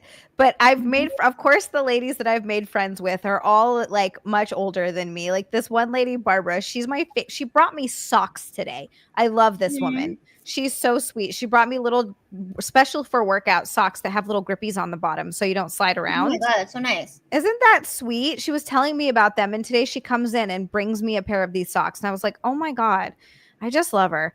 But anyway, she's the 73-year-old woman and we're talking about it. And she's like, I'm here. So hopefully Courtney, Barbara is, oh my God. She's like, I'm here because I hope I can still be here doing this at 92. And, you know, she's in there working out every day, killing it, lifting up kettlebells. She's like, if I had known about this when I was your age, man, I really wish I'd started this earlier. And like, it's just, and she talks about that. She's like, you know, if you got a body, you got to move it. You got a young, but I love that whole mentality of like, dude, you're young and you're not going to have this body forever. Fucking use it. No, you're not. And anything can happen at any time too. Like, again, it's like, it's not fucking guaranteed, you know? Like, I had a friend who recently just passed away, and she she had breast cancer, and she passed away, and she went through like this battle, and she's only 34 years old, you know? Oh 34. My God. Yeah. That's so young. And Xia, she was hot as fuck. Okay, the hottest chemo patient. I mean, I'm telling you, she was looking good until the very end. She was still rocking it. Oh, I love that for her. But so good. and it's like the last time I talked to her, she was like just trying to travel and live life and enjoy herself and Mhm. just, again, there's no guarantees. No, you're absolutely right about that. You could get cancer, you could step off a curb and get hit by a bus. Like there are so many things that could happen and you have no idea. And it would just be a real bummer if you spent your life being scared to do things because of what other people think. Exactly. And again, I think like we all have insecurities and we all have shit and we all have freaking trauma, but Yeah, absolutely. you could still fap to this, Gabe. Gabe, here, let me give you a little something, something. Actually, I'm sorry I haven't done this already, RJP. This is I'm the worst. We haven't done a party cheek in a while. Party There's cheek. been no party cheek. Party cheek. Party cheek. This cheek doesn't party as hard for some reason as this cheek does. Why? I don't know. This cheek is just like a little bit more stiff. This cheek's a little bit more of a square. This cheek parties. This cheek, like, you know what I'm saying? That's This a party cheek cheek. down. That's the party cheek right there. That cheek is like bam. This one not so much. So here you go, Gabe. We got party cheek. We got a little bit of party cheek. Back to that, my friend. It's so funny. All right. Can you back Party to this? cheeks. That's the question. Is this like doing it for you? Is that helping or is that hurting? It's helping. That's helping. Okay, good. Their butt cheeks. Oh, perfect, Gabe. That was quick. RJP, yeah, I guess one cheek has to be the serious cheek. You have to have one cheek that keeps the other cheek from getting into too much trouble, Otherwise, it's just, that'd be like me without, oh my God, that's like me and my bestie growing up. We got into a lot of trouble because we didn't have a serious one. You need a serious one. What a serious what? Just like a serious friend. Like you need to have one friend that keeps you from getting into too much trouble. With the two of us, it was just crazy. Yeah, crazy. Look, I'm almost done. Oh, I'm so good. Eat one for me. I will. This one's for Zia. Okay, thank you. Okay, let's do some. The designated driver cheek, the business cheek, is backhand. I hope not. Is boutine a bad word because YouTube keeps censoring my chat trying to recommend a bikini brand? Really? Why? It's so. I've literally never even heard of that as a word. Let's look it up. Let's see if it's a bad word. What's one place you want to visit before you die? I want to go to Croatia. So when you said that, because no, it just keeps coming up with the bikinis. What is the problem with that? Oh my God, MA, thank you for bringing this up, by the way, because I already see 3 bikinis that I want. So let's save that for Nick. Thank you. So Croatia, because I was watching, have you ever seen that show, Somebody Feed Phil? Oh, I love it. It's on Netflix and it's Phil Rosenthal. He created Everybody Loves Raymond. Mm-hmm. And he's this Jewish guy, but he goes to all these different countries. He really loves food. And so he goes to all these different countries and tries the local cuisine, and he'll meet up with like a chef, or he'll have a local person that takes him around to these different restaurants that they're well known for, or like different foods that they're known for. Mm-hmm. And he went to a bunch of places, but one of the episodes he went to Croatia, and it was just as they were showing the countryside, and it's right on the water. It's also pretty close to Italy. It was so beautiful that I was like, holy shit, I want to go to Croatia so bad. And then when you said it, that it was one of your favorite places, it just like cemented it. But yeah, Nick and I always used to talk about wanting to go to Croatia. Yeah, it's very special to me because I celebrated my 20th birthday there, Oh, that's so cool. That's so cool. And did you spend time like right on the water? Because obviously you guys came in on the boat. My 20th birthday, the actual day of my birthday, we went kayaking to like this little like beach cove thing. And it was so awesome. That's amazing. Oh, yeah. Oh, it was incredible. I want to ask too, what kind of food did you eat there? Do you remember that? Like, what's Croatian food like? I if don't you remember. remember. Yeah, that's a tough one. I don't really remember like eating a lot of food. I remember like drinking a lot of wine. Yeah, I guess when you're Well, also, you're like, right. okay, here's a crazy thing too is like I drank a lot of in college, but I remember like when I was in on semester at sea, because everything was like so scheduled out, like I'd maybe have like 1 or 2 days, getting drunk out of the week when we were um in the cities. But like I did so much walking that I remember when I got back to Washington State University where I went to school, there was this like big hill that used to like give me a problem. But because I'd spent the entire summer walking so much in all these cities, I was like in such good shape. And I could like walk up that hill and I was like, oh my God, like I'm really in good shape right now It's to walk up the amazing. hill. Well, that's what you hear when people go to anywhere in Europe so much. Everybody walks everywhere apparently. So I'm assuming that this happens for like more sedentary Americans. Like I walk a fuck ton. I walk like 4 to 5 to sometimes 6 miles a day. But um that like people go, they're like, I went to Europe and I was eating all this pasta and I was eating all this bread and I lost 20 pounds. Like they lose all this weight Because you're walking because so they're just much. walking. They're walking the whole time. Like it's so good for you. I also think like I just really, I'm 34 now, but like I miss that like 20-year-old body, just how like quickly I could like snap back, like the fact that I could drink all night and like just not get a hangover because you're 20. And it was, I could go like lift weights for like 2 hours and I would come out with muscles. You know what I mean? Yes, It's just like absolutely. stuff like that. And Did you I ever? also think like because like I don't know if it was because I was like so much.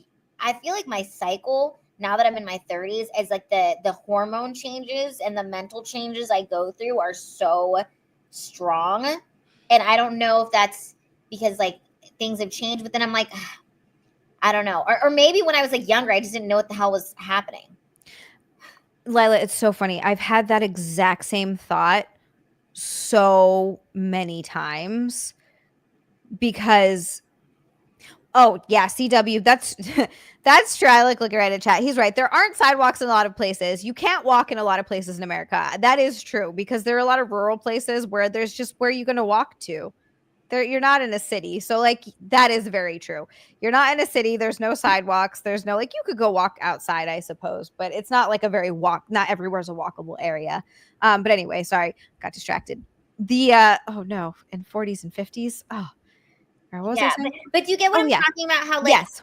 I just feel like I know exactly when I'm ovulating. I know exactly when I'm like when I start to feel suicidal, I'm like, oh, it's my period. And then like right, I tell you, me and my friend Probjo, she's in the chat. Hi Probjo.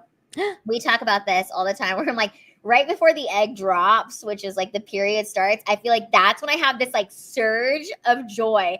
I remember she called me the other night and she was on the phone and she was like, Lila, I just feel like everything is going great and like life is so good and life is so meaningful and wonderful. And I was like, is your period about to start? And she was like, yeah, it is. And I'm like, yeah, you're in like the zone right now of the joy. Do you know what I'm talking about? Yes, like I know exactly what you're talking where you just feel like everything is fucking great. And I'm like, I swear to God, like 4 days ago, I wanted to die. Yeah, absolutely. And I will like that. There are changes in my body too, are also like I literally so I got my period on Wednesday, and leading up to that for the entire week from the Wednesday before, I was like crying at everything. I was a mess. And then just the body changes too. It literally feels like I was like 4 months pregnant. Like the bloating was insane. It was out to here. I was like, what the fuck? I'm not losing any weight. I'm not making any progress. I was so frustrated.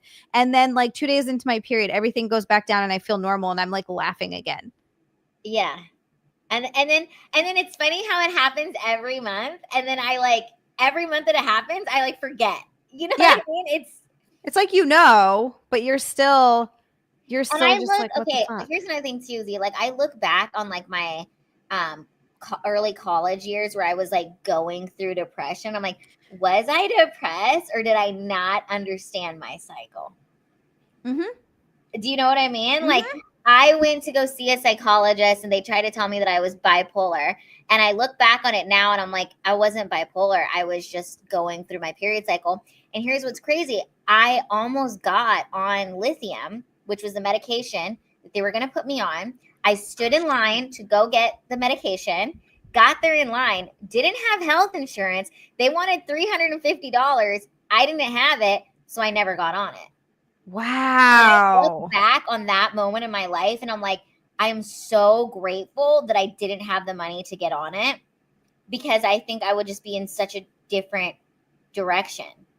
Do you know what I'm saying? Because Yes. now that I'm in my 30s and I can like look back on these periods of depression that only lasted for about a week, it's like, and then when you're talking to a psychologist, you're like, well, 1 week I'm happy and 1 week I'm sad and 1 week I'm feeling like euphoric and blah, blah. And it's like, and they're like, oh, you're bipolar, honey. And it's like, no, I didn't understand my period. And I didn't get my period until I was 18. So I didn't even have from like, some people get their periods at 13 and maybe they have like 7 years to fucking figure this shit out. Yeah. I didn't have none of those years to figure shit out. So as I was really getting my first real periods, I thought I was going crazy. It's so crazy how hormones rule your body like that. It's so insane. It's true. I didn't pay attention to it back then. I didn't listen to my body. I didn't know what the fuck was going on.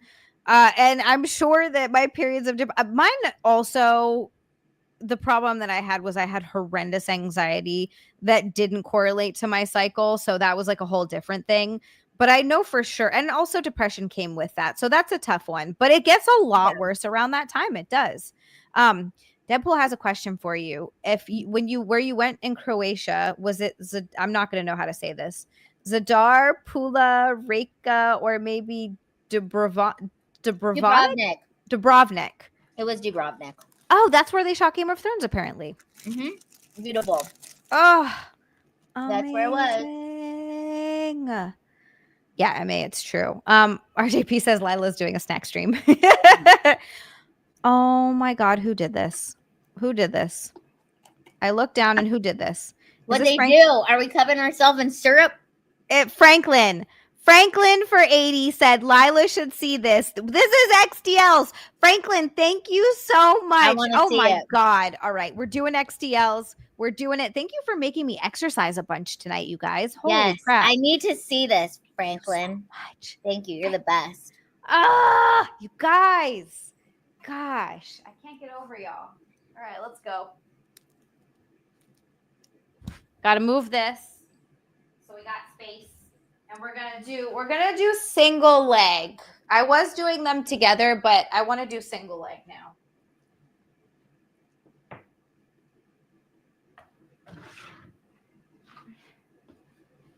Okay. Here we go.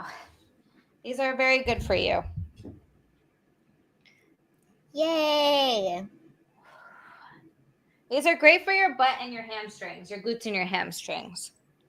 Do you just do one arm at a time? Yeah, you do. It's one leg. So you're actually doing your leg. Oh, you're on a leg? Yeah. So I'm standing on my leg and this is working. I dropped my thing.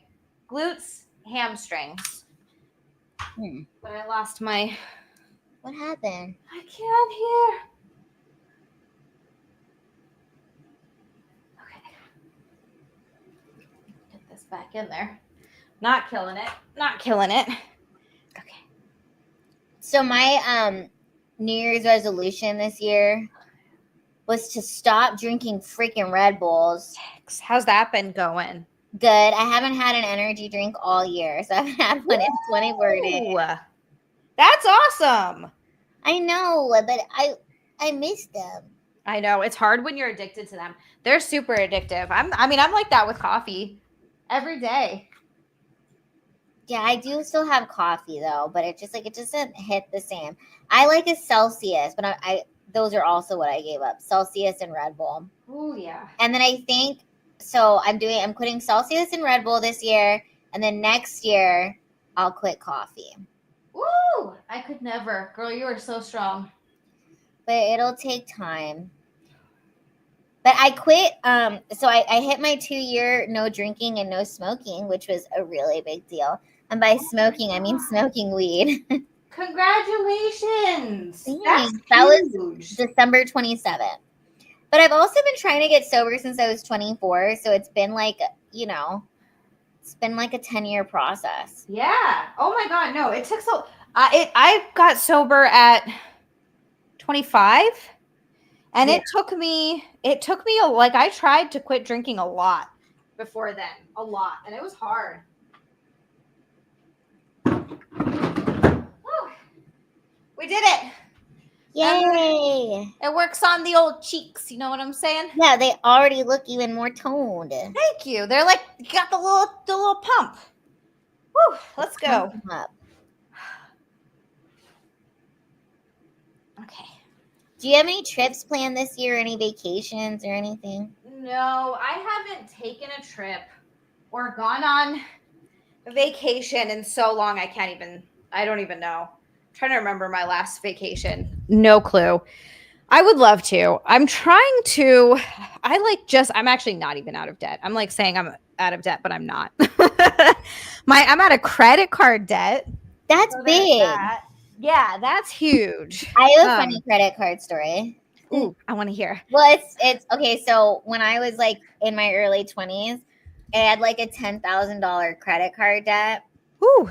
And then I just like never paid it, and then waited 7 years for my credit to like get it wiped out. My dad did that. He's like, well, I'm already 4 years in. I might as well just wait the next 3 years. I love that. I mean, honestly, at that point, fuck it. $10,000? Don't pay that back. That's crazy. Well, and I was like, but I will tell you this. I've never had a credit card since. Really? I don't have credit cards now. Like I learned my lesson, and I've never had one. So I don't have any, like, I just use a debit card. Do you do anything to build your credit, or have you not had to like really deal with that? No, I just have a mortgage. So that built it. But yeah, I do not. I'm too afraid to get a credit card. I don't think I ever will. Even though it's like, there's some people who are like really good with it. Like I know this guy who like, he's good at getting like using the points and getting miles and all that shit. And some people are just fucking gifted. And I'm like, I don't know. The whole thing with credit cards is, it took me a while to get to this point, mostly because I just wasn't making enough money to live.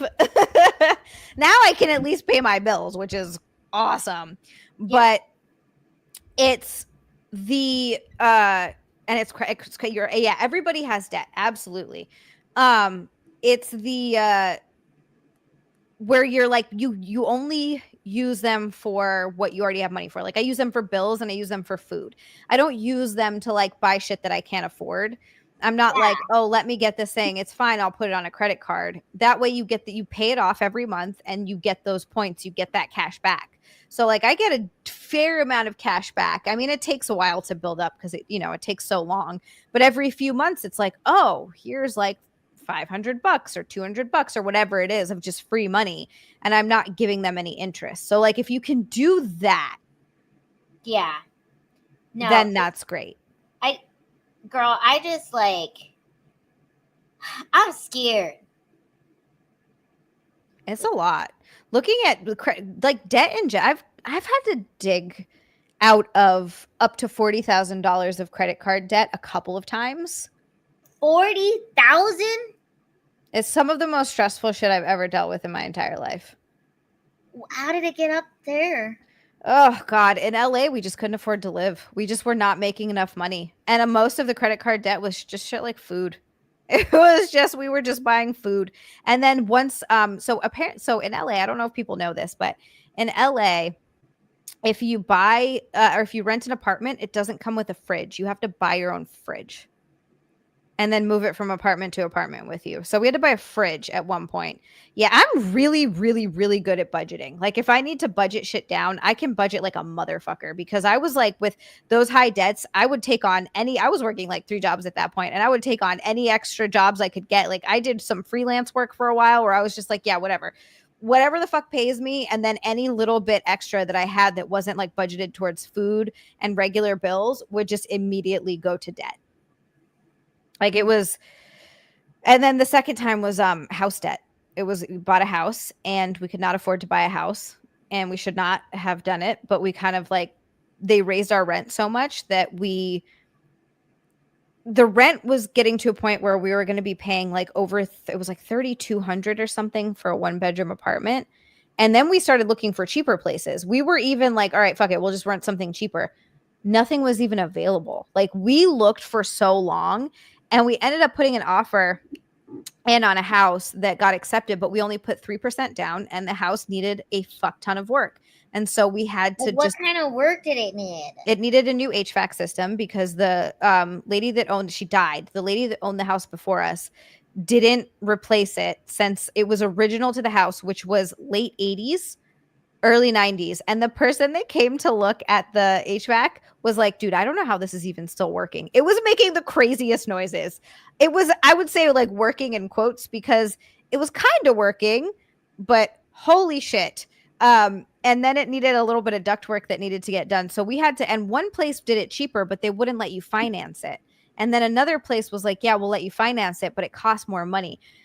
Yeah, no, LA doesn't have fridges with their rentals, CW. How fucking weird is that? They don't come with fridges. It's just that I had never experienced anything in my life like that until I moved into a place. And I was like, I'm sorry, it doesn't come with what? So we had to buy a fridge and take it with us. And then the cheap fridge that we bought broke, so we had to get another fridge. So it's just like easy shit like that adds up, and you're like, I don't have money for a new fridge. So you end up putting it on a credit card.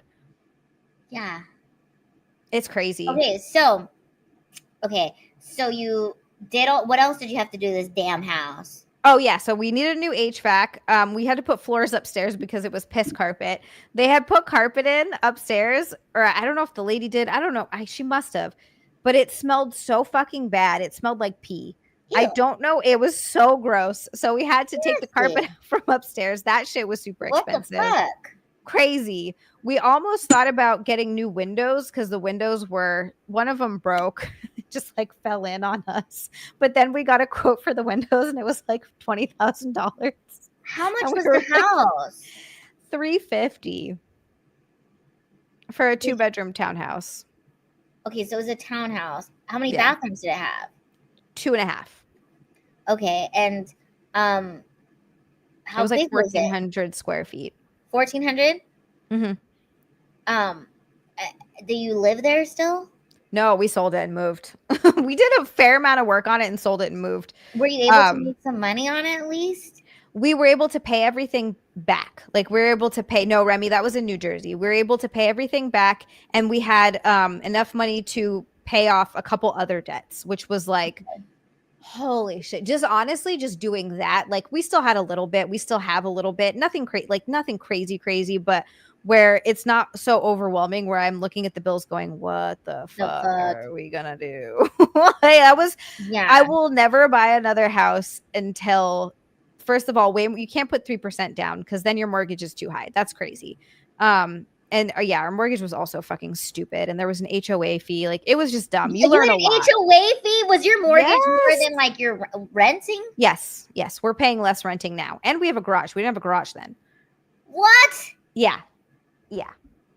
Like, absolutely insane. I learned a lot. I will never buy something that doesn't at least have that stuff done. Like, I don't care if it's a little out of date and you got to update some stuff, fine. But if it needs new HVAC and a new water heater, that was the other thing we had to do. Oh, yeah. Water heater's a pain in the ass. Holy shit. Yeah, it was expensive. What the fuck? It was all corroded on the inside. And then, oh my God, it sprung like 4 fucking leaks in the first 6 months that we worked there. The water started coming through our chandelier, a light from the upstairs into the downstairs. The first one came from the toilet. And when the plumbers came out, they're like, look, you just need to replace the toilet because we can treat the wax seal around this, but there's another seal on the inside, and this toilet's so old.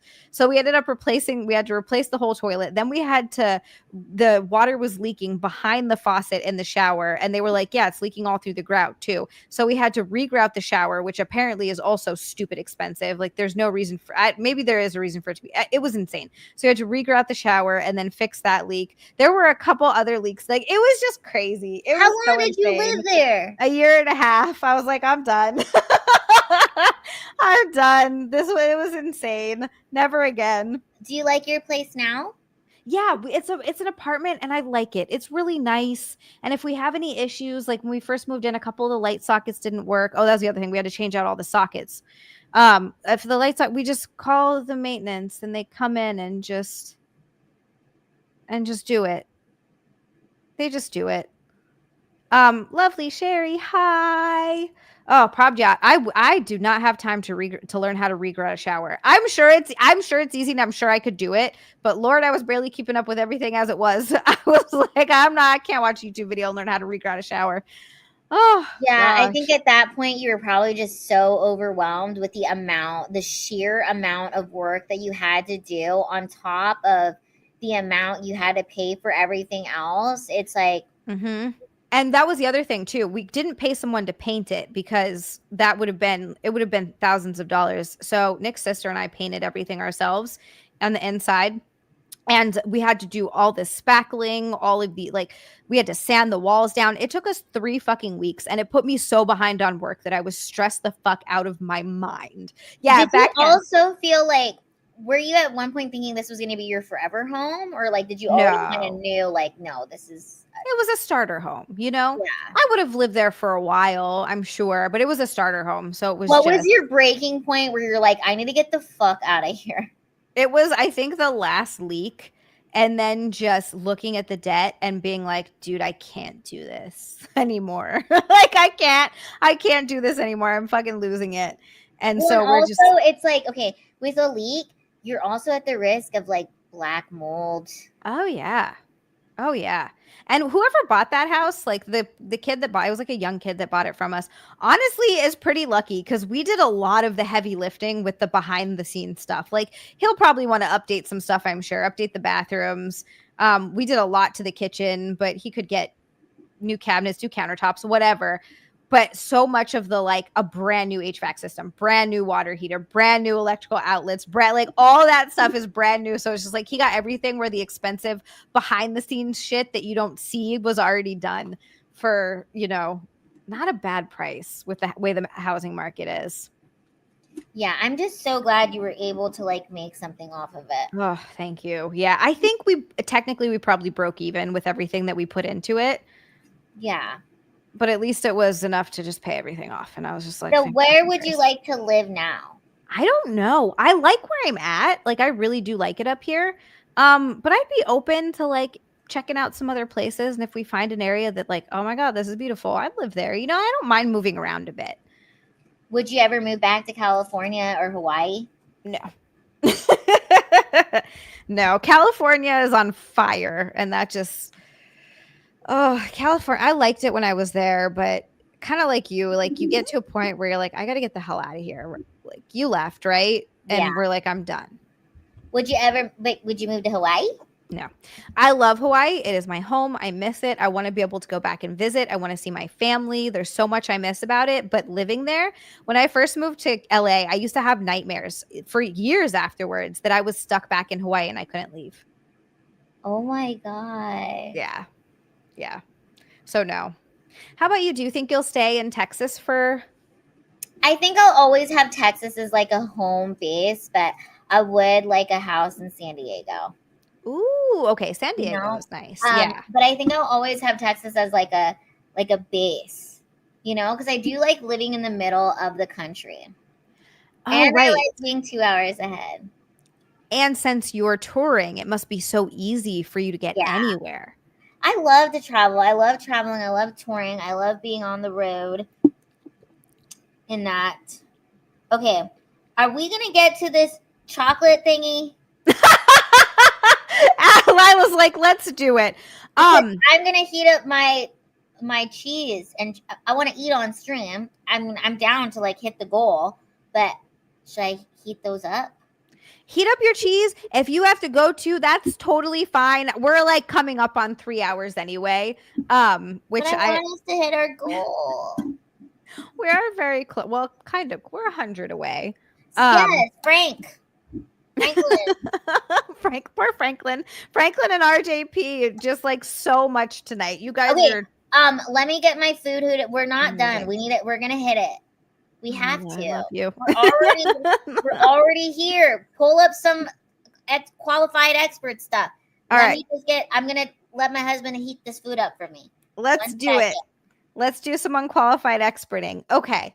Lila's going to heat up some cheese. We're going to do some unqualified experting. I have to pee again. I'm so sorry, you guys. I know Lila's like, come on, let's do this. Let's go.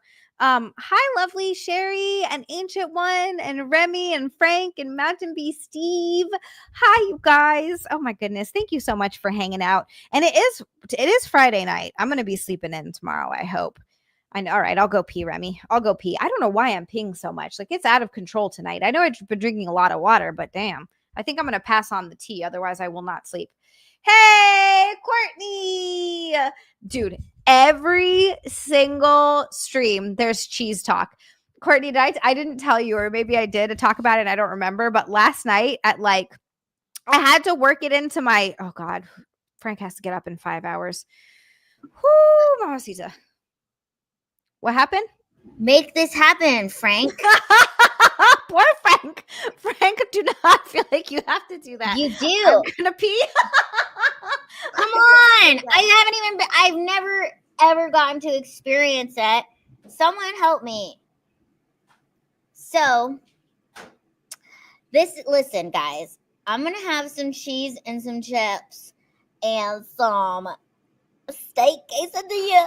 That's what's happening. I'm going to have some steak quesadilla. See, look, you guys are getting a mukbang from me.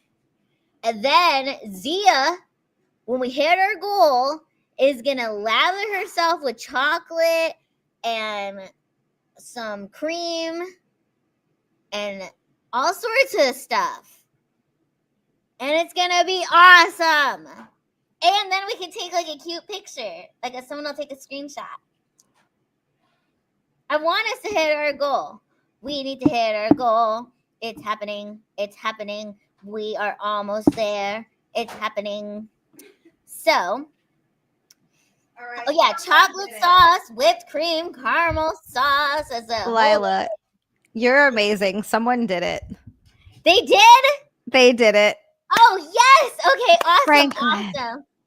Franklin did it, didn't he? Yes. Franklin and CW, by the way. Oh my God. Wow. Okay. Holy moly. Because this is a winner stream. Everybody who's watching this is a winner. Chicken dinner. Franklin, you did not have to do that. Oh my God. Yes, you did, Franklin. You had to. You had to. I was begging you to, and you did it. Thank you. Yes. Yes, we get the chocolate syrup sundae, Zia! Yay! Oh, Lila, you're amazing. Oh my God. And Frank, you're amazing. Apparently you did.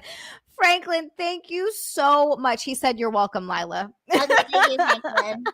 And then CW with another orange boy said, let's get that chocolate going. Yeah. Wow. Seriously. I'm so excited. We hit it. Yes! Okay. I will be right back. We are going to get that chocolate going. Holy moly. Chocolate and whipped cream, which means don't judge me, but I'm shoving some chocolate and whipped cream in my mouth. I'm going to eat it off me. I ate a whole chocolate bar.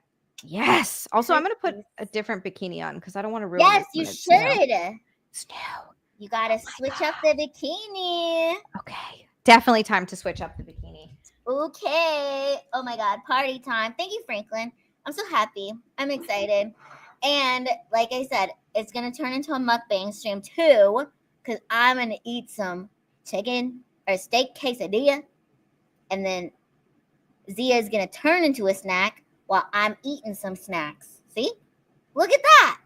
What a win-win situation for everybody here in the stream. And Pravda's excited. I'm excited. We hit the goal, y'all. And Zia said this doesn't always happen, but I'm super excited that it happened because it should always happen. And we're going to manifest it to continue happening because who doesn't like a chocolate syrup sundae Zia? We all like it. And we're going to see it. And it's going to be fun. Thank you, Frank S. Thank you for listening and for doing it because I wanted it. Zia was being super sweet and said you didn't have to, but you had to. You had no choice. We needed to see the Zia Sunday. This was very, important. It's a Friday night. It's a party. We are here. We're having a good time. Look at this ring that I have. Ooh. Yep. Zia Sunday. Ooh, ooh. Frank asks, where are you from? Thank you. Oh, yes. Okay, look. This is my mukbang. Oh, yeah. Look at that. Ooh, yummy.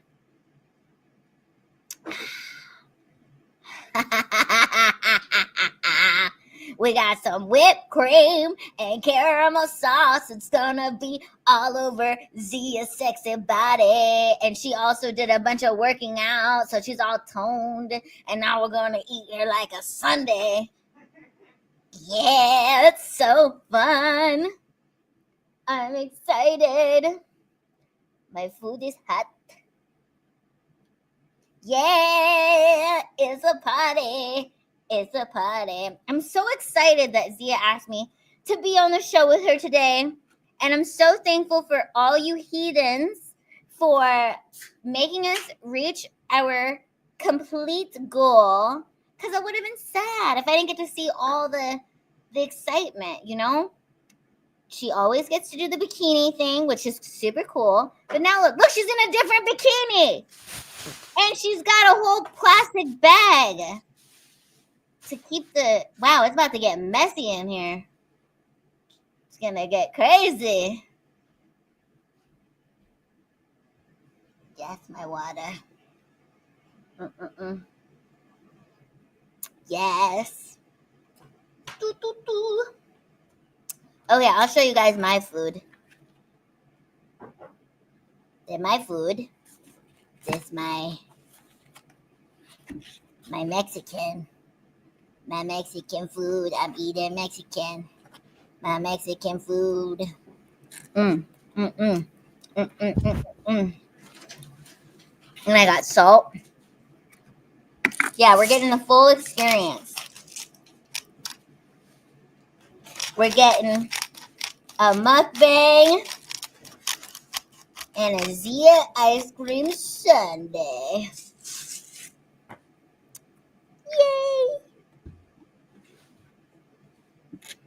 Yay!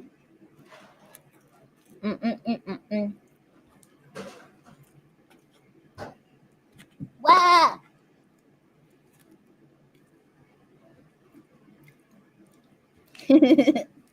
I'm so excited, y'all. Oh my God. It.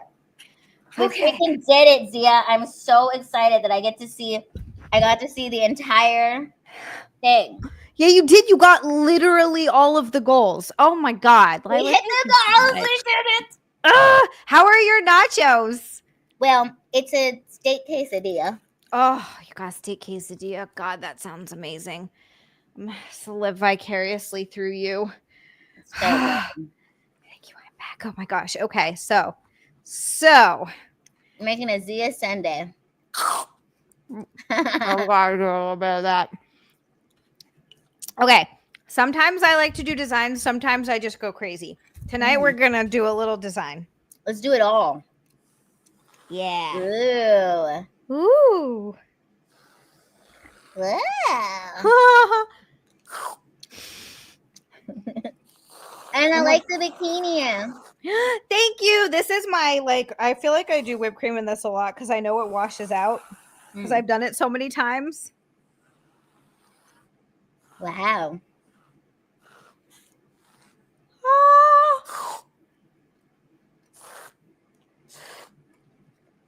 Okay. Okay. So we did some whipped cream. Ooh, and the chocolate sauce. Wow.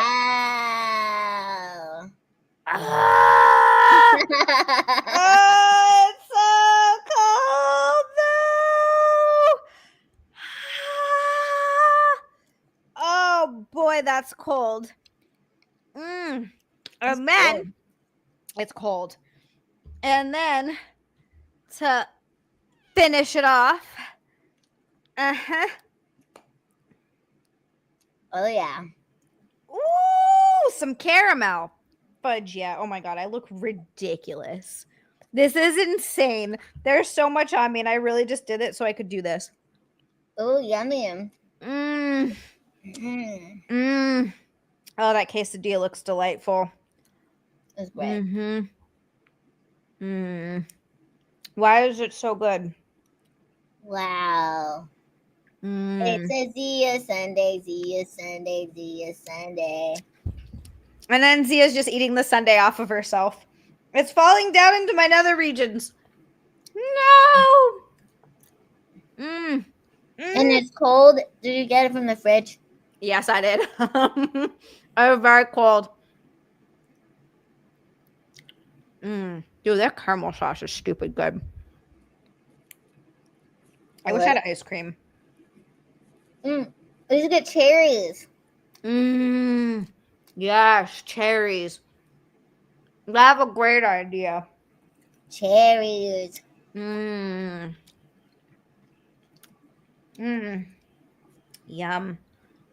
I think this is my favorite part about it. It's just doing this. They're eating it off me.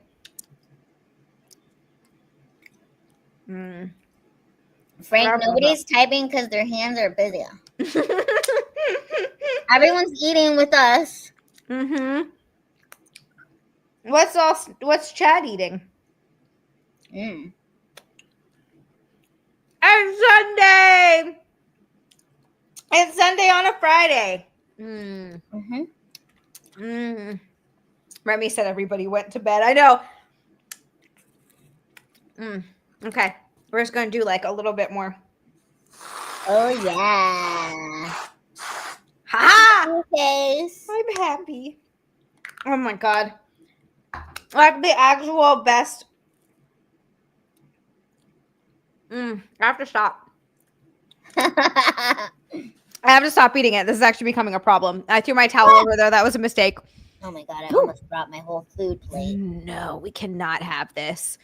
Oh my gosh, everybody is eating. All right, Courtney, cheese. Yes, of course. Chicken and noodle in the crock pot earlier. Oh, that sounds delightful. Ham and cheese sandwich. Oh god, a classic. That sounds so good. Cheesecake. Ah. It is a flavor enhancement. And then I just Yes. like oh no.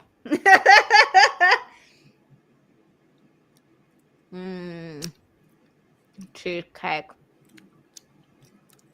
Hi, Vicente. Wait, Frank, you don't eat late? Oh, cottage cheese is good. I like cottage cheese a lot. And I like popcorn. Popcorn's good too. I like the cheesiest. I like a lot of cheese in my popcorn. Or butter. I mean butter, not cheese. Actually, cheese on popcorn sounds really good. Wow. Okay. I'm sorry. Now I'm just eating it. That's okay. Now you're a cat with your little paws.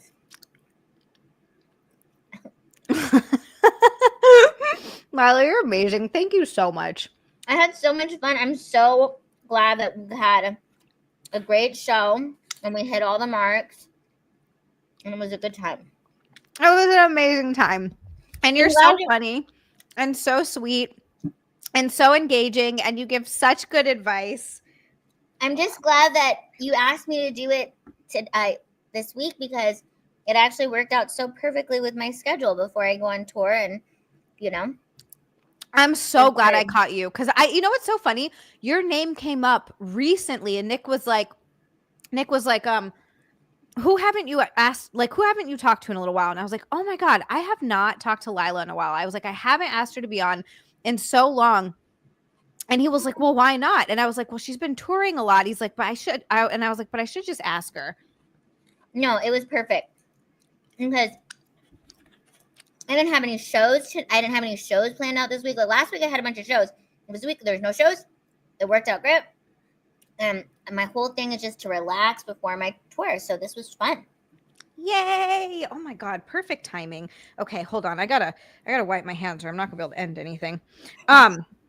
where can everybody find you? Where can they follow you? Where can they see when your tour dates are? Where, like, just everything Lila is doing.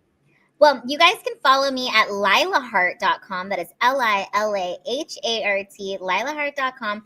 That's where all my links are, but it's Lila Hart across all platforms. And on Instagram, it's Love Lila Hart. But if you go to lilahart.com, you'll see it. And then for my tour dates, go to Micro Maidens. And yeah, and see when I will be coming to a city near you. I would love if you came to a show and we could meet in person. All you heathens are invited. So come out and we'll have a good time.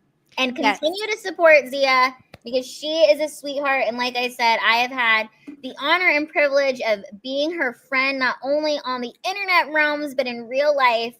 And like I said, if you guys love her on the internet, she is even more beautiful and joyful and sweet and kind in person. So continue to support her because she loves you all, and she's as real as it gets.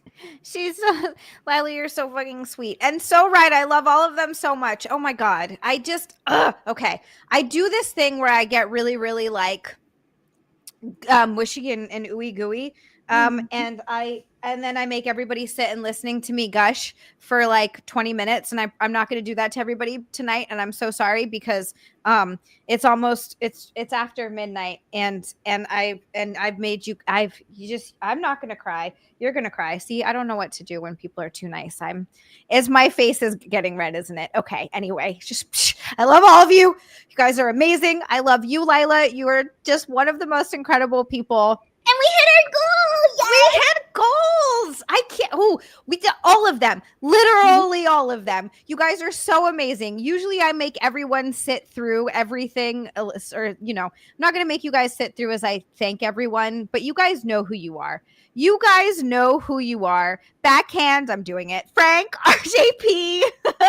Backhand again. Frank, MA, Dan A, RJP, Whipping Post, Slosher, RJP, Whipping Post, Saw, Whipping Post, Frank, CW. Yes, like, oh my God, absolutely. Almost to the sacrifice, Frank. You let me know. You let me know when you're ready. We'll fly out to Hawaii and into the volcano we go. Seriously.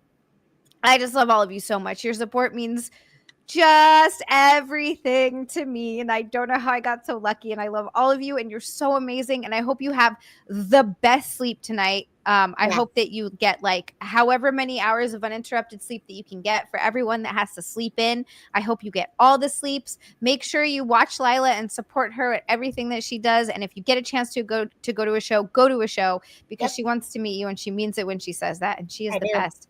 And I'll sign your ass. And she'll sign your ass. Yes. Oh my gosh. Okay. I love you all. Have a good night. Hit the like button. Hit the subscribe button. You guys. Okay. I'm going to do this. I'm going to do this. Okay. Hold on. And I will see you on Sunday.